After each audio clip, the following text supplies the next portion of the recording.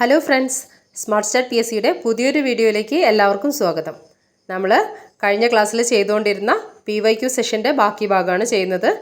2024 നടന്ന 10th പ്രിലിംസിൻ്റെ third phase 11/2025 question കോഡിലുള്ള ക്വസ്റ്റ്യൻ പേപ്പറാണ് നമ്മൾ ഇന്ന് നോക്കാൻ പോകുന്നത്.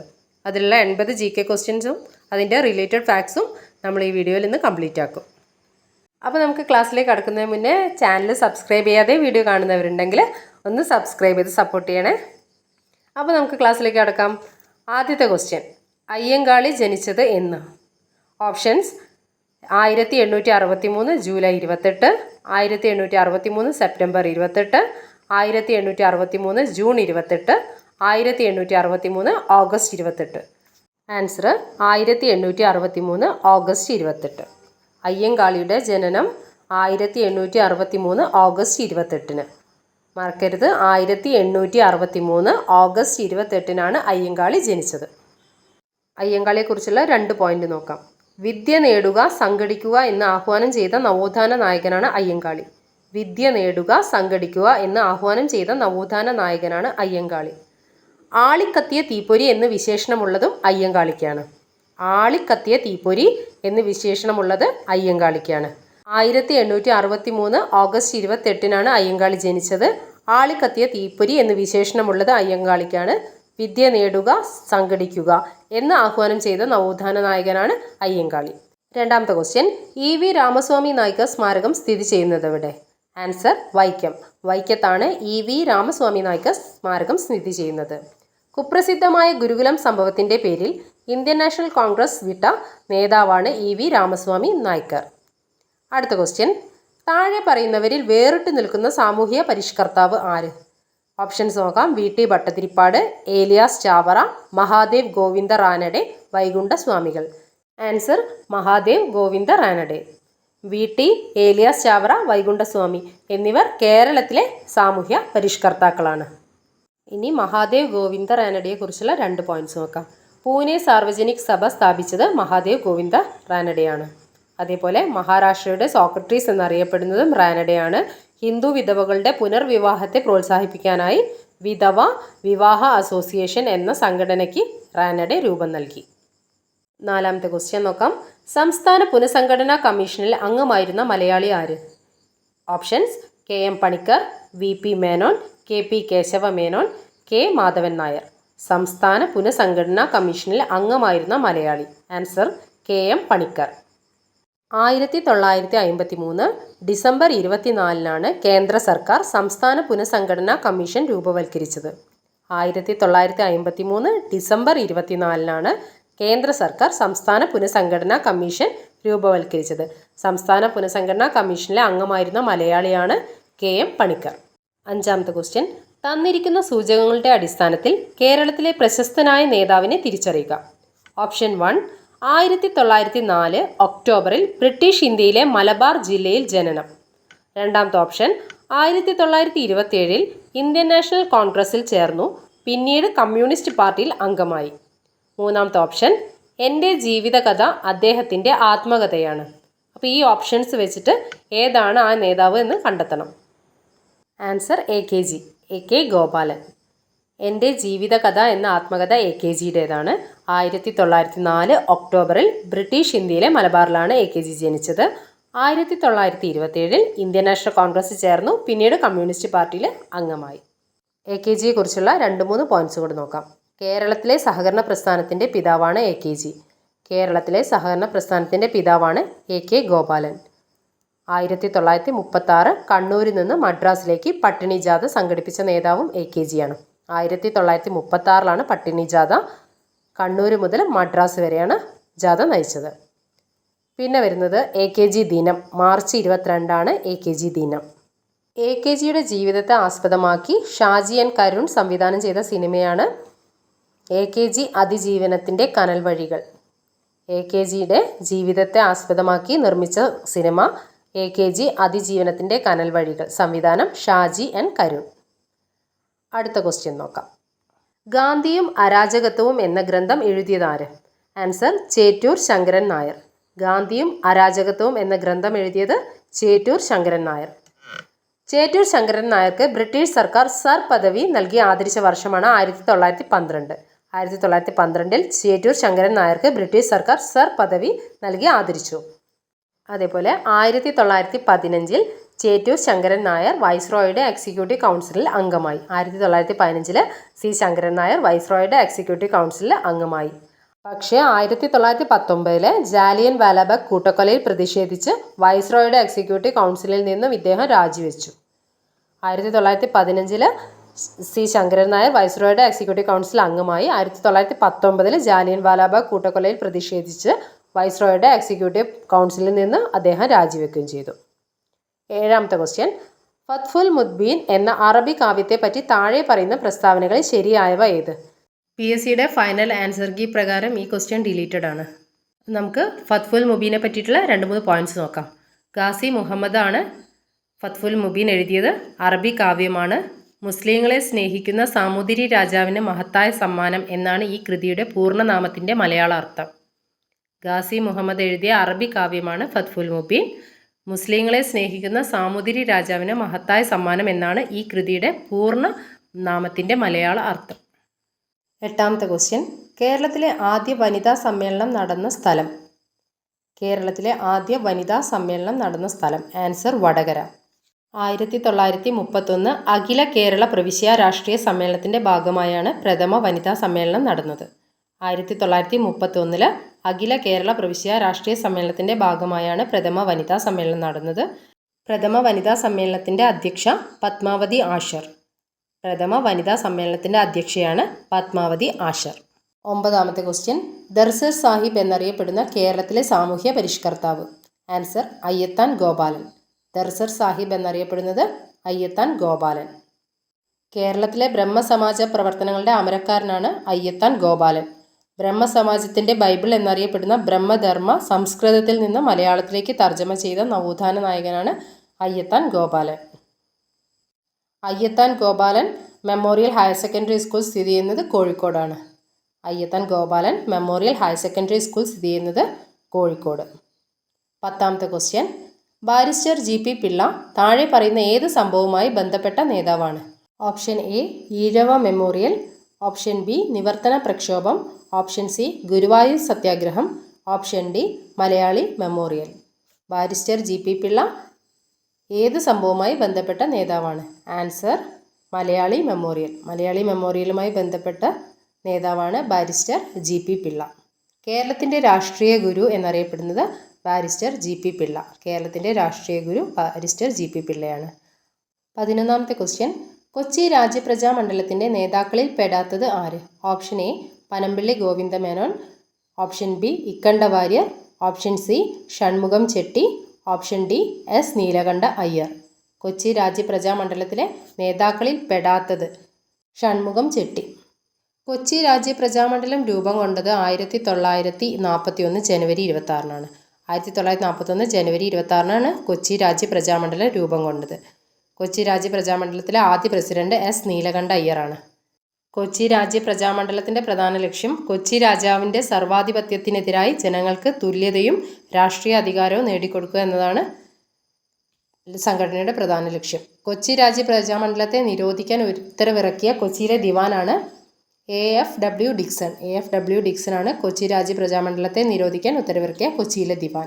12ാമത്തെ ക്വസ്റ്റ്യൻ, കേരള സംസ്ഥാന രൂപീകരണത്തിനായി തിരുവിതാംകൂറിലെ 4 താലൂക്കുകൾ മദിരാശി സംസ്ഥാനത്തിന് വിട്ടുകൊടുത്തിരുന്നു. അതിലൊരെണ്ണം താഴെ പറയുന്നവയിലുണ്ട്. അതേതാന്ന് കണ്ടെത്തുക. Option A Kunnathur, B Agastheeswaram, C Mavelikkara, D Chirayinkeezh. Answer Agastheeswaram. Kochi സംസ്ഥാനം രൂപീകൃതമായപ്പോൾ നിലവിലുണ്ടായിരുന്ന ജില്ലകളാണ് തിരുവനന്തപുരം, കൊല്ലം, കോട്ടയം, തൃശ്ശൂർ. 1956 നവംബർ 1 ഐക്യ കേരളം നിലവിൽ വന്നപ്പോൾ ഉണ്ടായ ജില്ലകളാണ് തിരുവനന്തപുരം, കൊല്ലം, കോട്ടയം, തൃശ്ശൂർ, മലബാർ. രണ്ടും തമ്മിലുള്ള വ്യത്യാസം എന്തൊക്കെയാ? കൊച്ചി സംസ്ഥാനം രൂപീകൃതമായപ്പോൾ ഉണ്ടായിരുന്ന ജില്ലകളാണ് തിരുവനന്തപുരം, കൊല്ലം, കോട്ടയം, തൃശ്ശൂർ. 1956 നവംബർ 1 ഐക്യ കേരളം നിലവിൽ വന്നപ്പോൾ ഉണ്ടായ ജില്ലകളാണ് തിരുവനന്തപുരം, കൊല്ലം, കോട്ടയം, തൃശ്ശൂർ, മലബാർ. 13ാമത്തെ ക്വസ്റ്റ്യൻ, വിറ്റാമിൻ എയുടെ ലഭ്യത കുറയുമ്പോൾ ഉണ്ടാകുന്ന ഒരു രോഗം ഏത്? ഓപ്ഷൻ എ മയോപ്പിയ, ബി നിശാന്തത, സി വർണ്ണാന്തത, ഗ്ലോക്കോമ. ജീവകം എയുടെ ലഭ്യത കുറയുമ്പോൾ ഉണ്ടാകുന്ന ഒരു രോഗം. ആൻസർ നിശാന്തത. ജീവകം എയുടെ ലഭ്യത കുറയുമ്പോൾ ഉണ്ടാകുന്ന രോഗമാണ് നിശാന്തത. നിശാന്തത ഉണ്ടാവാനുള്ള കാരണം എന്താണെന്ന് നോക്കാം. ജീവകം എയുടെ ലഭ്യത കുറയുമ്പോൾ കാഴ്ചാവർണ്ണകങ്ങളിലെ ഘടകമായ റെറ്റിനാലിൻ്റെ അളവ് കുറയുകയും റെഡോപ്സിൻ്റെ പുനർനിർമ്മാണം തടസ്സപ്പെടുകയും ചെയ്യും. ഇത് കാരണം മങ്ങിയ വെളിച്ചത്തിൽ വസ്തുക്കളെ വ്യക്തമായി കാണാൻ കഴിയാതെ വരുന്ന അവസ്ഥയാണ് നിശാന്തത.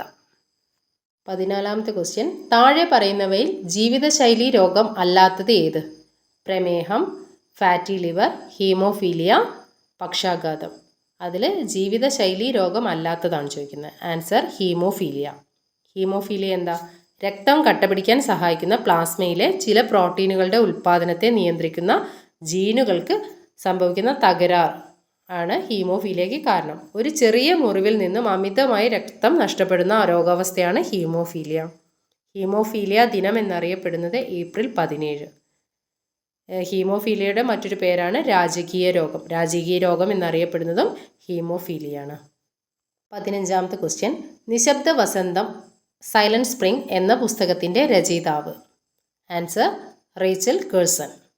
DDT പോലുള്ള കീടനാശിനികൾ സൃഷ്ടിക്കുന്ന പാരിസ്ഥിതിക ആരോഗ്യ പ്രശ്നങ്ങളെ പറ്റി പ്രതിപാദിക്കുന്ന ബുക്കാണ് സൈലന്റ് സ്പ്രിംഗ്. ഇൻസെക്റ്റ് ബോംബ് എന്നറിയപ്പെടുന്നത് DDT ആണ്. 1972 അമേരിക്കയിൽ DDT നിരോധിക്കാൻ കാരണമായ പുസ്തകമാണ് സൈലന്റ് സ്പ്രിംഗ്. ലോകമെമ്പാടുമുള്ള പരിസ്ഥിതി സ്നേഹികളുടെ ബൈബിൾ എന്ന് വിശേഷിപ്പിക്കുന്ന കൃതിയാണ് സൈലന്റ് സ്പ്രിംഗ്. സൈലന്റ് സ്പ്രിംഗ് എന്ന പുസ്തകത്തെ പറ്റി ഒന്നുകൂടെ പറയാം. നിശബ്ദ വസന്തം അല്ലെങ്കിൽ സൈലന്റ് സ്പ്രിംഗ് എന്ന പുസ്തകത്തിൻ്റെ രചയിതാവാണ് റേച്ചൽ കേഴ്സൺ. ലോകമെമ്പാടുമുള്ള പരിസ്ഥിതി സ്നേഹികളുടെ ബൈബിൾ എന്ന് വിശേഷിക്കപ്പെടുന്ന കൃതിയാണ് സൈലന്റ് സ്പ്രിംഗ്. DDT പോലുള്ള കീടനാശിനികൾ സൃഷ്ടിക്കുന്ന പാരിസ്ഥിതിക ആരോഗ്യ പ്രശ്നങ്ങളെപ്പറ്റി ഈ ബുക്കിൽ പ്രതിപാദിക്കുന്നു. ഇൻസെക്റ്റ് ബോംബ് എന്നറിയപ്പെടുന്നത് DDT ആണ്. 1972 അമേരിക്കയിൽ DDT നിരോധിക്കാൻ കാരണം സൈലന്റ് സ്പ്രിംഗ് എന്ന ബുക്കാണ്. നമുക്ക് അടുത്ത ക്വസ്റ്റ്യൻ നോക്കാം.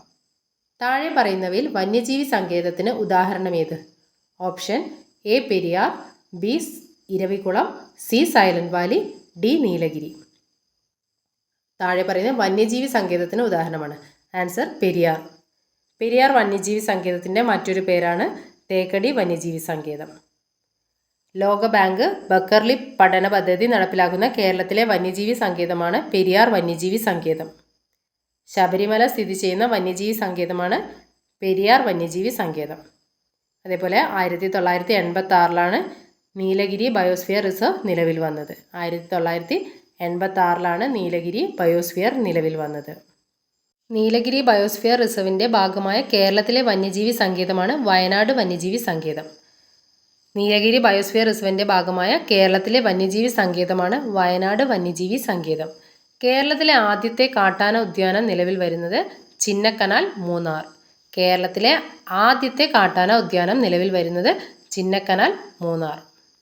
ഒന്നുകൂടെ നോക്കാം. പെരിയാർ വന്യജീവി സങ്കേതത്തിൻ്റെ മറ്റൊരു പേരാണ് തേക്കടി വന്യജീവി സങ്കേതം. പെരിയാർ കടുവ സംരക്ഷണ പ്രദേശം സ്ഥിതി ചെയ്യുന്ന ജില്ലകളാണ് ഇടുക്കി, പത്തനംതിട്ട, കോട്ടയം. ലോകബാങ്ക് ബക്കർലി പഠന പദ്ധതി നടപ്പിലാക്കുന്ന കേരളത്തിലെ വന്യജീവി സങ്കേതമാണ് പെരിയാർ വന്യജീവി സങ്കേതം. ശബരിമല സ്ഥിതി ചെയ്യുന്ന വന്യജീവി സങ്കേതമാണ് പെരിയാർ വന്യജീവി സങ്കേതം. 17ാമത്തെ ക്വസ്റ്റ്യൻ. മനുഷ്യ ശരീരത്തിലെ ഏറ്റവും കാഠിന്യമുള്ള പദാർത്ഥം ഏത്? Option A dentine, B enamel, C തലയോട്, ഡി സ്റ്റേപ്പിസ്. Answer enamel. മനുഷ്യ ശരീരത്തിലെ ഏറ്റവും കാഠിന്യമുള്ള പദാർത്ഥമാണ് ഇനാമൽ.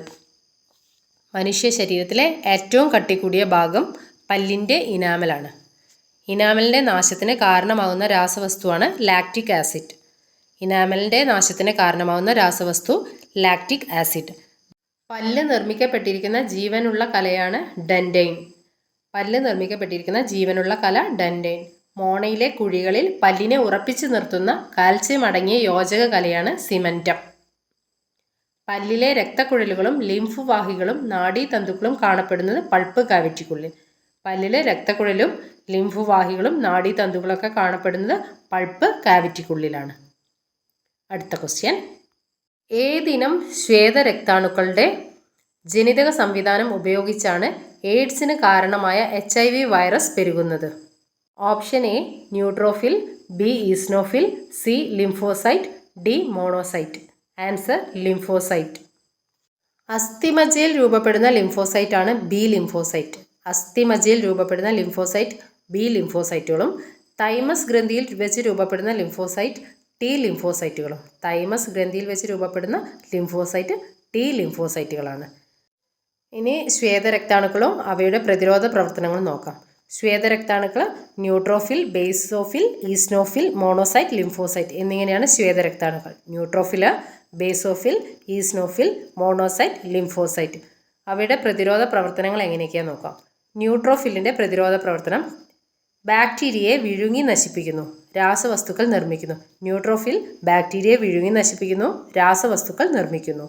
ബേസോഫിലാണെങ്കിൽ മറ്റു ശ്വേത രക്താണുക്കളെ ഉത്തേജിപ്പിക്കുന്നു, രക്തക്കുഴലുകൾ വികസിപ്പിക്കുന്നു. ഈസ്നോഫിലാണെങ്കിൽ വീങ്ങൽ പ്രതികരണത്തിന് ആവശ്യമായ രാസവസ്തുക്കൾ ഉൽപ്പാദിപ്പിക്കുന്നു. മോണോസൈറ്റ് രോഗാണുക്കളെ വിഴുങ്ങി നശിപ്പിക്കുന്നു. ലിംഫോസൈറ്റ് രോഗാണുക്കളെ പ്രത്യേകം തിരിച്ചറിഞ്ഞ് നശിപ്പിക്കുന്നു. 19ാമത്തെ ക്വസ്റ്റ്യൻ, മനുഷ്യ ശരീരത്തിൽ യൂറിയയുടെ നിർമ്മാണം നടക്കുന്നത് എവിടെയാണ്? കരൾ, വൃക്ക, തലച്ചോർ, ആഗ്നേയ ഗ്രന്ഥി. ആൻസർ കരൾ. മനുഷ്യ ശരീരത്തിൽ യൂറിയയുടെ നിർമ്മാണം നടക്കുന്നത് കരളിൽ വെച്ചാണ്. ശരീരത്തിലെ മാലിന്യ സംസ്കരണശാല എന്നറിയപ്പെടുന്നത് കരളാണ്. ഉപാപചയ പ്രവർത്തനങ്ങളുടെ ഫലമായി ഉണ്ടാകുന്ന വിഷവസ്തുവായ അമോണിയയെ താരതമ്യേന വിഷാംശം കുറഞ്ഞ യൂറിയാക്കി മാറ്റുന്നത് കരളാണ്. കോശങ്ങളിൽ രൂപപ്പെടുന്ന അമോണിയ രക്തത്തിലൂടെ കരളിലെത്തുന്നു. കരളിൽ വെച്ച് അമോണിയ എൻസൈമുകളുടെ സാന്നിധ്യത്തിൽ കാർബൺ ഡൈ ഓക്സൈഡും ജലവുമായി ചേർന്ന് യൂറിയായി മാറും. അതുപോലെ ശരീരത്തിൽ രൂപപ്പെടുന്നതും ശരീരത്തിലെത്തുന്നതുമായ വിഷവസ്തുക്കളെ ഹാനികരമല്ലാത്ത വസ്തുക്കളാക്കി മാറ്റുന്ന അവയവമാണ് കരൾ. 20ാമത്തെ ക്വസ്റ്റ്യൻ, കേരള കാർഷിക സർവകലാശാല വികസിപ്പിച്ചെടുത്ത പാവലിൻ്റെ ഇനമേത്? Option A Ambili, B Kaumudi, C Salkeerthi, D Priyanka. Kerala കാർഷിക സർവകലാശാല വികസിപ്പിച്ചെടുത്ത പാവലിൻ്റെ ഇനമാണ് ഓപ്ഷൻ ഡി പ്രിയങ്ക. ഇനി അത്യുൽപാദന വിത്തിനങ്ങളുടെ കുറച്ച് എക്സാമ്പിൾസ് നോക്കാം. തക്കാളിയുടെ വിത്തിനങ്ങളാണ് മുക്തി, അനഘ, അക്ഷയ. തക്കാളി, മുക്തി, അനഘ, അക്ഷയ. വഴുതന, സൂര്യ, ശ്വേത, ഹരിത, നീലിമ. പിന്നെ വെണ്ട, കിരൺ, അർക്ക, അനാമിക, സൽകീർത്തി. പയർ, ലോല, മാലിക, ഭാഗ്യലക്ഷ്മി, ജ്യോതിക. നെല്ല്, പവിത്ര, ഹിസ്വ, അന്നപൂർണ. പാവലിൻ്റെ ഒരു അത്യുൽപാദന ശേഷിയുള്ള വിത്തിനമാണ് പ്രിയങ്ക. 21ാമത്തെ ക്വസ്റ്റ്യൻ, അന്താരാഷ്ട്ര ചെറുധാന്യ വർഷമായി ആചരിച്ച വർഷം? 2021, 2022, 2023, 2024. ആൻസർ 2023 അന്താരാഷ്ട്ര ചെറുധാന്യ വർഷമായി ആചരിച്ചത്. അന്താരാഷ്ട്ര ചെറുധാന്യ വർഷമാണ് 2023. പാവപ്പെട്ടവൻ്റെ ഭക്ഷണം എന്നറിയപ്പെടുന്നത് ചെറുധാന്യങ്ങളാണ്. ഐക്യരാഷ്ട്രസഭയിൽ 2023 അന്താരാഷ്ട്ര ചെറുധാന്യ വർഷമായി ആചരിക്കണമെന്ന് നിർദ്ദേശം മുന്നോട്ട് വെച്ച രാജ്യമാണ് ഇന്ത്യ.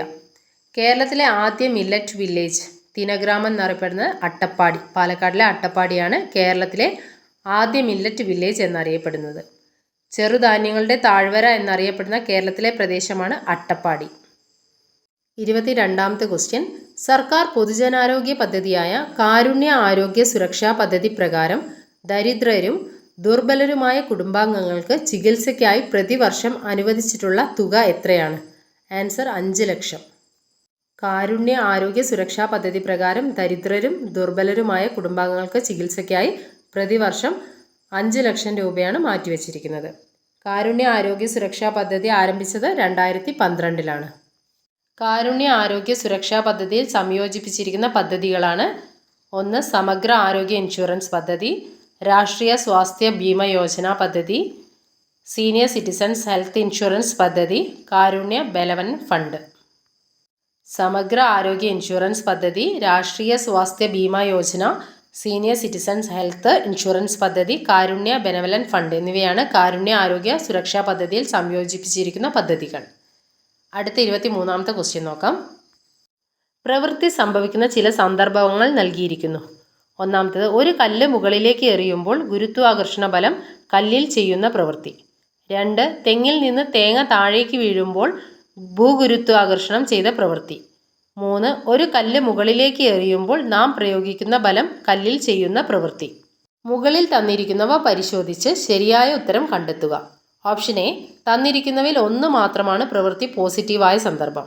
ഓപ്ഷൻ ബി, തന്നിരിക്കുന്നവയിൽ 3 മാത്രമാണ് പ്രവൃത്തി പോസിറ്റീവായ സന്ദർഭം. ഓപ്ഷൻ സി തന്നിരിക്കുന്നവയിൽ 2ഉം 3ഉം മാത്രമാണ് പ്രവൃത്തി പോസിറ്റീവായ സന്ദർഭങ്ങൾ. ഓപ്ഷൻ ഡി തന്നിരിക്കുന്നവയിൽ 1ഉം 2ഉം മാത്രമാണ് പ്രവൃത്തി പോസിറ്റീവായ സന്ദർഭങ്ങൾ. അപ്പോൾ നമുക്ക് ആൻസർ നോക്കാം. ക്വസ്റ്റ്യനിൽ ചോദിക്കുന്ന പ്രവൃത്തി പോസിറ്റീവായിട്ടുള്ള സന്ദർഭങ്ങൾ ഏതൊക്കെയാണ്? തെങ്ങിൽ നിന്ന് തേങ്ങ താഴേക്ക് വീഴുമ്പോൾ ഭൂഗുരുത്വാകർഷണം ചെയ്ത പ്രവൃത്തി പോസിറ്റീവാണ്. അതേപോലെ ഒരു കല്ല് മുകളിലേക്ക് എറിയുമ്പോൾ നാം പ്രയോഗിക്കുന്ന ബലം കല്ലിൽ ചെയ്യുന്ന പ്രവൃത്തി പോസിറ്റീവാണ്. ഇതിൽ നെഗറ്റീവ് പ്രവൃത്തി വന്നത് ഏതാ? ഒന്നാമത്തെ ഓപ്ഷൻ. ഒരു കല്ല് മുകളിലേക്ക് എറിയുമ്പോൾ ഭൂഗുരുത്വാകർഷണ ബലം കല്ലിൽ ചെയ്യുന്ന പ്രവൃത്തി നെഗറ്റീവാണ്. നമുക്ക് ക്ലിയർ അല്ലേ? അടുത്ത ക്വസ്റ്റ്യൻ നോക്കാം. 24ാമത്തെ ക്വസ്റ്റ്യൻ. ഒരു കോൺകേവ് ദർപ്പണത്തിൻ്റെ എഫിനും പിക്കും ഇടയിൽ വെച്ചിരിക്കുന്ന വസ്തു രൂപീകരിക്കുന്ന പ്രതിബിംബത്തിൻ്റെ സ്വഭാവം എന്ത്?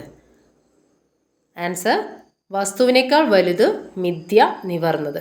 വസ്തുവിനേക്കാൾ വലുതാണ്, മിഥ്യ, നിവർന്നതാണ്. ഒരു കോൺകേവ് ദർപ്പണത്തിൻ്റെ എഫിനും പിക്കും ഇടയിൽ വെച്ചിരിക്കുന്ന വസ്തു രൂപീകരിക്കുന്ന പ്രതിബിംബത്തിൻ്റെ സ്വഭാവം വസ്തുവിനേക്കാൾ വലുതായിരിക്കും, മിഥ്യയാണ്, നിവർന്നതുമാണ്. അടുത്ത ക്വസ്റ്റ്യൻ. മനുഷ്യരുടെ ശ്രവണ പരിധി ഡാഷ് ആണ്. ആൻസർ 20 ഹെർട്സിനും 20,000 ഹെർട്സിനും ഇടയിലാണ് മനുഷ്യരുടെ ശ്രവണ പരിധി. 20 ഹെർട്സ് മുതൽ 20,000 ഹെർട്സ് വരെ. നായ്ക്കളുടെ ട്രെയിനിങ്ങിനായി ഉപയോഗിക്കുന്ന വിസിലാണ് ഗാൾട്ടൺ വിസിൽ. ഗാൾട്ടൺ വിസിൽ മനുഷ്യന് കേൾക്കാൻ സാധിക്കാത്ത വിധത്തിലുള്ള ഉയർന്ന ആവൃത്തിയിലുള്ള ശബ്ദം പുറപ്പെടുവിക്കുന്ന വിസിലാണ്. അടുത്ത ക്വസ്റ്റ്യൻ നോക്കാം. ഫാരൻഹീറ്റ് തെർമോമീറ്റർ പ്രകാരം 98 ഡിഗ്രി ഫാരൻഹീറ്റ് താപനില കെൽവിൻ സ്കെയിൽ പ്രകാരം എത്രയാണ്? 310 K. 27ാമത്തെ ക്വസ്റ്റ്യൻ. ചലനവുമായി ബന്ധപ്പെട്ട ശരിയായ സമവാക്യം ഏത്? ഞാൻ ആൻസർ ശരി മാത്രം പറയാം.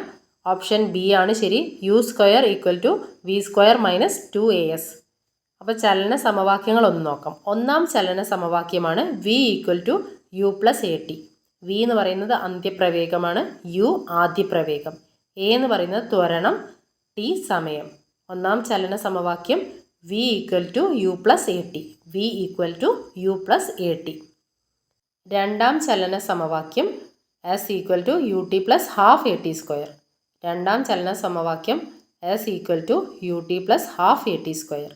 മൂന്നാം ചലന സമവാക്യം v² = u² + 2as. v² = u² + 2as. ഒന്നുകൂടെ നോക്കാം. ഒന്നാം ചലന സമവാക്യം v = u + at. രണ്ടാം ചലന സമവാക്യം s = ut + ½ at². മൂന്നാം ചലന സമവാക്യം v² = u² + 2as. 28ാമത്തെ ക്വസ്റ്റ്യൻ. ഒരു പെട്രോൾ കാറിൽ നടക്കുന്ന പ്രധാന ഊർജ്ജ പരിവർത്തനം തിരഞ്ഞെടുക്കുക. ഒരു പെട്രോൾ കാറിൽ നടക്കുന്ന പ്രധാന ഊർജ്ജ പരിവർത്തനമാണ് രാസോർജ്ജം ഗതികോർജ്ജമായി മാറുന്നു. ഒരു പെട്രോൾ കാറിൽ രാസോർജ്ജം ഗതികോർജ്ജമായി മാറുന്നു. ഇനി നമുക്ക് കുറച്ച് എക്സാമ്പിൾസ് നോക്കാം ഊർജ്ജ പരിവർത്തനത്തിൻ്റെ. മൈക്രോഫോണിലെ ഊർജ്ജ പരിവർത്തനമാണ് ശബ്ദോർജ്ജം വൈദ്യുതോർജ്ജമാകുന്നു. മൈക്രോഫോണിൽ ശബ്ദോർജ്ജം വൈദ്യുതോർജ്ജമാകുന്നു. ലൗഡ് സ്പീക്കറിൽ വൈദ്യുതോർജ്ജം ശബ്ദോർജ്ജമാകുന്നു. ഇത് മാറിപ്പോകരുത്. മൈക്രോഫോണിൽ ശബ്ദോർജ്ജം വൈദ്യുതോർജ്ജമാകും. ലൗഡ് സ്പീക്കർ ആണെങ്കിൽ വൈദ്യുതോർജ്ജം ശബ്ദോർജ്ജമാകും. പിന്നെ പ്രകാശ സംശ്ലേഷണം. പ്രകാശ ഊർജ്ജം രാസോർജ്ജമായി മാറും. പ്രകാശ സംശ്ലേഷണത്തിൽ പ്രകാശോർജ്ജം രാസോർജ്ജമായി മാറും. 29ാമത്തെ ക്വസ്റ്റ്യൻ. സൂര്യഗ്രഹണത്തിന് കാരണമാവുന്ന ശരിയായ ക്രമീകരണം കണ്ടെത്തുക. ആൻസർ എങ്ങനെയാ? ഭൂമിക്കും സൂര്യനുമിടയിൽ ചന്ദ്രൻ വരുന്നു. സൂര്യനും ഭൂമിക്കുമിടയിൽ ചന്ദ്രൻ നേർരേഖയിൽ വരുമ്പോൾ ഭൂമി ചന്ദ്രൻ്റെ നിഴൽ പാതയിൽ വരും. അപ്പോൾ ചന്ദ്രൻ്റെ നിഴൽ ഭൂമിയിൽ പതിക്കുന്നു. നിഴൽ പതിക്കുന്ന പ്രദേശത്ത് നിന്ന് നോക്കുമ്പോൾ സൂര്യനെ കാണാൻ സാധിക്കുന്നില്ല. ഇതാണ് സൂര്യഗ്രഹണം. സൂര്യഗ്രഹണം പൂർണ്ണ സൂര്യഗ്രഹണമുണ്ട്, വലയ സൂര്യഗ്രഹണമുണ്ട്, ഭാഗിക സൂര്യഗ്രഹണമുണ്ട്. ഇനി 30ാമത്തെ ക്വസ്റ്റ്യൻ. ഹൈഡ്രജൻ്റെ ഗുണങ്ങളുമായി ബന്ധപ്പെട്ട് ചില പ്രസ്താവനകൾ തന്നിരിക്കുന്നു. പ്രസ്താവനകൾ നോക്കാം. 1. ഹൈഡ്രജന് നിറമോ മണമോ ഇല്ല. 2. ഹൈഡ്രജൻ ജലത്തിൽ ലയിക്കുന്നു. 3. ഹൈഡ്രജൻ ദ്വയാറ്റോമിക തന്മാത്രകളായിട്ടാണ് കാണപ്പെടുന്നത്. ഈ പ്രസ്താവനകൾ പരിശോധിച്ച് ശരിയായ ഉത്തരം കണ്ടെത്തുക. ആൻസർ 1ഉം 3ഉം ശരിയാണ്. 1 ഹൈഡ്രജന് നിറമോ മണമോ ഇല്ല, അത് ശരിയാണ്. ഹൈഡ്രജൻ ദ്വയാറ്റോമിക തന്മാത്രകളായിട്ടാണ് കാണപ്പെടുന്നത്, അതും ശരിയാണ്. ഹൈഡ്രജനെ പറ്റി കുറച്ച് പോയിന്റ്സ് നോക്കാം. ഭാവിയിലെ ഇന്ധനം എന്നറിയപ്പെടുന്ന ഹൈഡ്രജനാണ്. പ്രപഞ്ചത്തിൽ ഏറ്റവും കൂടുതലുള്ള മൂലകവും ഹൈഡ്രജനാണ്. ഏറ്റവും സാന്ദ്രത കുറഞ്ഞ മൂലകവും ഹൈഡ്രജനാണ്. ഹൈഡ്രജൻ വ്യാവസായികമായി നിർമ്മിക്കുന്ന പ്രക്രിയയാണ് ബോഷ് പ്രക്രിയ. ഹൈഡ്രജൻ വ്യാവസായികമായി നിർമ്മിക്കുന്ന പ്രക്രിയയാണ് ബോഷ് പ്രക്രിയ എന്നറിയപ്പെടുന്നത്. എല്ലാ ആസിഡുകളിലെയും പൊതുവായ ഘടകമാണ് ഹൈഡ്രജൻ. എല്ലാ ആസിഡുകളിലെയും പൊതുവായ ഘടകമാണ് ഹൈഡ്രജൻ. 31ാമത്തെ ക്വസ്റ്റ്യൻ. തന്നിരിക്കുന്നവയിൽ നിന്ന് ഐസോടോപ്പുകളുമായി ബന്ധപ്പെട്ട ശരിയായ പ്രസ്താവന കണ്ടെത്തുക. ശരിയായത് മാത്രം പറയാം, തെറ്റ് വായിക്കുന്നില്ലേ. ഓപ്ഷൻ ബി ആണ് ശരി. വ്യത്യസ്ത മാസ് നമ്പറും ഒരേ ആറ്റോമിക നമ്പറുമുള്ള ഒരേ മൂലകത്തിൻ്റെ വ്യത്യസ്ത ആറ്റങ്ങളാണ് ഐസോടോപ്പുകൾ. ഐസോടോപ്പ് എന്ന് പറഞ്ഞാൽ വ്യത്യസ്ത മാസ് നമ്പറാണ്. ഒരേ ആറ്റോമിക നമ്പറുമുള്ള ഒരേ മൂലകത്തിൻ്റെ വ്യത്യസ്ത ആറ്റങ്ങളാണ് ഐസോടോപ്പുകൾ. ഐസോടോപ്പ് കണ്ടെത്തിയത് ഫെഡറിക് സോഡിയാണ്. ഫെഡറിക് സോഡിയാണ് ഐസോടോപ്പ് കണ്ടെത്തിയത്. അടുത്ത നമുക്ക് ഐസോബാർ എന്താ നോക്കാം. ഒരേ മാസ് നമ്പറും വ്യത്യസ്ത അറ്റോമിക നമ്പറുമുള്ള ആറ്റങ്ങളാണ് ഐസോബാർ. ഒരേ മാസ് നമ്പറും വ്യത്യസ്ത അറ്റോമിക നമ്പറുമുള്ള ആറ്റങ്ങളാണ് ഐസോബാർ. ഐസോടോണുകൾ എന്ന് പറഞ്ഞാലോ ഒരേ എണ്ണം ന്യൂട്രോണുകളും വ്യത്യസ്ത എണ്ണം പ്രോട്ടോണുകളും അടങ്ങിയ ആറ്റങ്ങളാണ് ഐസോടോണുകൾ. ഒരേ എണ്ണം ന്യൂട്രോണുകളും വ്യത്യസ്ത എണ്ണം പ്രോട്ടോണുകളും അടങ്ങിയ ആറ്റങ്ങളാണ് ഐസോടോണുകൾ. അപ്പോൾ ഐസോടോപ്പ് എന്തായിരുന്നു? വ്യത്യസ്ത മാസ് നമ്പറും ഒരേ അറ്റോമിക നമ്പറുമുള്ള ഒരേ മൂലകത്തിൻ്റെ വ്യത്യസ്ത ആറ്റങ്ങളാണ് ഐസോടോപ്പുകൾ. ഐസോടോപ്പ് കണ്ടെത്തിയത് ഫെഡറിക് സോഡിയാണ്. അതേപോലെ പ്രപഞ്ചത്തിൽ ഏറ്റവും കൂടുതൽ കാണപ്പെടുന്ന ഹൈഡ്രജൻ്റെ ഐസോടോപ്പാണ് പ്രോട്ടിയം. പ്രപഞ്ചത്തിൽ ഏറ്റവും കൂടുതൽ കാണപ്പെടുന്ന ഹൈഡ്രജൻ്റെ ഐസോടോപ്പാണ് പ്രോട്ടിയം. ഏറ്റവും കൂടുതൽ ഐസോടോപ്പുകളുള്ള മൂലകമാണ് സീസിയം, ബേരിയം. ഏറ്റവും കൂടുതൽ ഐസോടോപ്പുകളുള്ള മൂലകമാണ് സീസിയം, ബേരിയം. ഏറ്റവും കൂടുതൽ സ്ഥിരതയുള്ള ഐസോടോപ്പുകളുള്ള മൂലകമാണ് ടിന്ന്. 10 ഐസോടോപ്പാണ് ടിന്നിനുള്ളത്. 32ാമത്തെ ക്വസ്റ്റ്യൻ. അറ്റോമിക സംഖ്യ 8 ആയ മൂലകം. അറ്റോമിക സംഖ്യ 8 ആയ മൂലകമാണ് ഓക്സിജൻ. ഭൂവൽക്കത്തിലെ ഏറ്റവും കൂടുതലുള്ള മൂലകമാണ് ഓക്സിജൻ. മനുഷ്യ ശരീരത്തിൽ കൂടുതലായി കാണപ്പെടുന്ന മൂലകം ഓക്സിജനാണ്. ഓക്സിജൻ കണ്ടുപിടിച്ച ശാസ്ത്രജ്ഞനാണ് ജോസഫ് പ്രീസ്റ്റ്ലി. ഓക്സിജൻ എന്ന പേര് നൽകിയത് ലവോസിയയാണ്. ദ്രാവകാവസ്ഥയിലും ഖരാവസ്ഥയിലുമുള്ള ഓക്സിജൻ്റെ നിറം എന്താണ്? ഇളം നീല നിറമാണ്. 33 തൊട്ടിട്ട് 53 വരെ 20 ക്വസ്റ്റ്യൻ മാത്സ് ആൻഡ് മെൻ്റൽ എബിലിറ്റിയാണ്. മാത്സ് ആൻഡ് മെൻ്റൽ എബിലിറ്റി ഈ വീഡിയോയിൽ പറയുന്നില്ല, അത് നമുക്ക് സെപ്പറേറ്റ് ആയിട്ട് എടുക്കാം.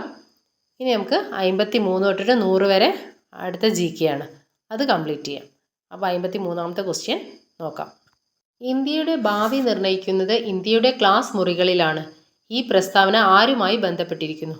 Option A Gandhiji, B Lakshmanaswami Mudaliar, C doctor Radhakrishnan, D doctor DS Kothari. Answer doctor DS Kothari. ഇന്ത്യയുടെ ഭാവി നിർണ്ണയിക്കുന്നത് ഇന്ത്യയുടെ ക്ലാസ് മുറികളിലാണ് എന്ന് പ്രസ്താവിച്ചത് ഡോക്ടർ DS കോത്താരിയാണ്. ഇന്ത്യയിൽ 10+2+3 എന്ന പാറ്റേൺ കൊണ്ടുവന്ന കോത്താരി കമ്മീഷനാണ്. ഇന്ത്യയിൽ 10+2+3 എന്ന പാറ്റേൺ കൊണ്ടുവന്നത് കോത്താരി കമ്മീഷനാണ്. കോത്താരി കമ്മീഷൻ റിപ്പോർട്ടിലെ ശുപാർശകളെ അടിസ്ഥാനമാക്കി 1968 ഇന്ത്യ ഗവൺമെൻറ് പ്രഖ്യാപിച്ച നയമാണ് ദേശീയ വിദ്യാഭ്യാസ നയം. 1968 ദേശീയ വിദ്യാഭ്യാസ നയം കോത്താരി കമ്മീഷൻ റിപ്പോർട്ടിലെ ശുപാർശകൾ അടിസ്ഥാനമാക്കി കൊണ്ടുവന്ന നയങ്ങളാണ്. 54ാമത്തെ ക്വസ്റ്റ്യൻ. ലോകമെമ്പാടും മനുഷ്യാവകാശ ദിനമായി ആചരിക്കുന്നത് എന്നാണ്? Answer December 10. ലോകമെമ്പാടും മനുഷ്യാവകാശ ദിനമായി ആചരിക്കുന്നത് ഡിസംബർ 10. മനുഷ്യാവകാശങ്ങളുടെ സാർവത്രിക പ്രഖ്യാപനം ഐക്യരാഷ്ട്ര പൊതുസഭ അംഗീകരിച്ച തീയതിയാണ് 1948 ഡിസംബർ 10. ലോകത്തെ ഏറ്റവും കൂടുതൽ ഭാഷകളിലേക്ക് വിവർത്തനം ചെയ്യപ്പെട്ട രേഖയാണ് 1948 അന്താരാഷ്ട്ര മനുഷ്യാവകാശ പ്രഖ്യാപനം. 577 ഭാഷകളിലേക്കാണ് ഇത് വിവർത്തനം ചെയ്തിരിക്കുന്നത്. 55ാമത്തെ ക്വസ്റ്റ്യൻ. ഫ്രാൻസ് തുമ്മിയാൽ യൂറോപ്പിനാകെ ജലദോഷം പിടിക്കും എന്ന് അഭിപ്രായപ്പെട്ടത് ആരാണ്? മെറ്റേണിക് ആണ് ഇങ്ങനെ അഭിപ്രായപ്പെട്ടത്. ഫ്രാൻസ് തുമ്മിയാൽ യൂറോപ്പിനാകെ ജലദോഷം പിടിക്കും എന്ന് അഭിപ്രായപ്പെട്ടത് മെറ്റേണിക്. സ്വാതന്ത്ര്യം, സമത്വം, സ്വാഹോദര്യം എന്നീ ആശയങ്ങൾ പ്രചരിപ്പിച്ച് ഫ്രഞ്ച് വിപ്ലവത്തിൻ്റെ ഭാഗമായാണ്. രാജ്യം എന്നാൽ പ്രദേശമല്ല, രാജ്യത്തെ ജനങ്ങളാണെന്ന് പ്രഖ്യാപിച്ചു. ദേശീയതയുടെ ആവിർഭാവത്തിന് വഴിയൊരുക്കിയതും ഫ്രഞ്ച് വിപ്ലവമാണ്. യുക്തിചിന്ത, സമത്വം, മനുഷ്യസ്നേഹം എന്നിവയെ പ്രോത്സാഹിപ്പിച്ച ചിന്തകനാണ് വോൾട്ടയർ. യുക്തിചിന്ത, സമത്വം, മനുഷ്യസ്നേഹം എന്നിവയെ പ്രോത്സാഹിപ്പിച്ച ചിന്തകനാണ് വോൾട്ടയർ.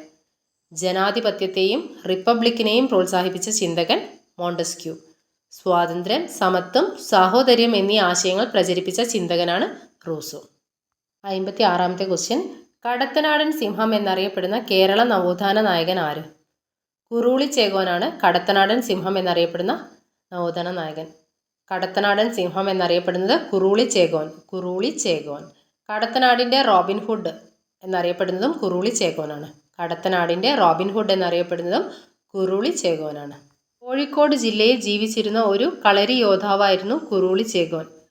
കടത്തനാടൻ വീരൻ, കടത്തനാടൻ സിംഹം എന്നീ പേരുകളിലും കുറുളി ചേകോൻ അറിയപ്പെട്ടു. കടത്തനാടൻ സിംഹം എന്നും കടത്തനാടൻ വീരൻ എന്നറിയപ്പെടുന്നതും കുറുളി ചേകോൻ തന്നെയാണ്. നമുക്ക് അടുത്ത ക്വസ്റ്റ്യൻ നോക്കാം. 57ാമത്തെ ക്വസ്റ്റ്യൻ. രാജ്യത്തെ ആദ്യത്തെ സമ്പൂർണ്ണ ഡിജിറ്റൽ കോടതി കേരളത്തിലെ ഏത് ജില്ലയിലാണ് ആരംഭിച്ചത്? രാജ്യത്തെ ആദ്യത്തെ സമ്പൂർണ്ണ ഡിജിറ്റൽ കോടതി കേരളത്തിലെ ഏത് ജില്ലയിലാണ് ആരംഭിച്ചത്? കൊല്ലം. കൊല്ലം ജില്ലയിലാണ് രാജ്യത്തെ ആദ്യത്തെ സമ്പൂർണ്ണ ഡിജിറ്റൽ കോടതി ആരംഭിച്ചത്. 2024 ഓഗസ്റ്റ് 16 ഉദ്ഘാടനം ചെയ്യപ്പെട്ടത്. ആദ്യത്തെ സമ്പൂർണ്ണ ഡിജിറ്റൽ കോടതി ഉദ്ഘാടനം ചെയ്യപ്പെട്ടത് 2024 ഓഗസ്റ്റ് 16. സുപ്രീം കോടതി ജഡ്ജി BR ഗവായ് ആണ് ഉദ്ഘാടനം ചെയ്തത്. 24 മണിക്കൂറും കേസ് ഫയൽ ചെയ്യാവുന്ന ഇന്ത്യയിലെ ആദ്യ സമ്പൂർണ്ണ ഡിജിറ്റൽ കോടതിയാണ് 24/7 ഓൺ കോടതി. 24/7 ഓൺ കോടതി എന്ന് പറയുന്ന 24 മണിക്കൂറും കേസ് ഫയൽ ചെയ്യാവുന്ന ഇന്ത്യയിലെ ആദ്യ സമ്പൂർണ്ണ ഡിജിറ്റൽ കോടതിയാണ്. അതേപോലെ ഇന്ത്യയിലെ ആദ്യത്തെ കടലാസ് രഹിത കോടതിയാണ് കേരള ഹൈക്കോടതി. ഇന്ത്യയിലെ ആദ്യത്തെ കടലാസ് രഹിത കോടതിയാണ് കേരള ഹൈക്കോടതി. 58ാമത്തെ ക്വസ്റ്റ്യൻ നോക്കാം. ഗ്രീനിച്ച് സമയം 0 ഡിഗ്രി രേഖാംശ രേഖയിലെ 2 PM ആകുമ്പോൾ ഇന്ത്യയിലെ സമയം എത്ര? ഗ്രീനിച്ച് സമയം 2 PM ആകുമ്പോൾ ഇന്ത്യയിലെ സമയം എത്ര?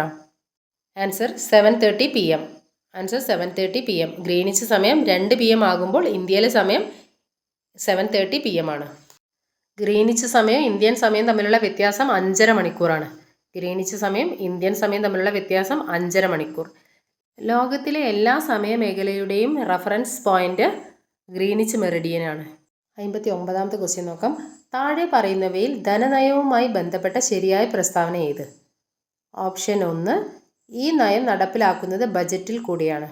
2, പൊതുകടം, പൊതുചെലവ്, പൊതുവരുമാനം എന്നിവയെ സംബന്ധിച്ച് സർക്കാർ നയം. 3, ധനനയത്തിൻ്റെ ലക്ഷ്യങ്ങളിൽ ഒന്നാണ് അനാവശ്യ ചെലവുകൾ നിയന്ത്രിക്കുക. അതിൽ ശരിയായ പ്രസ്താവന ഏതാണെന്ന് ചോദിച്ചത്.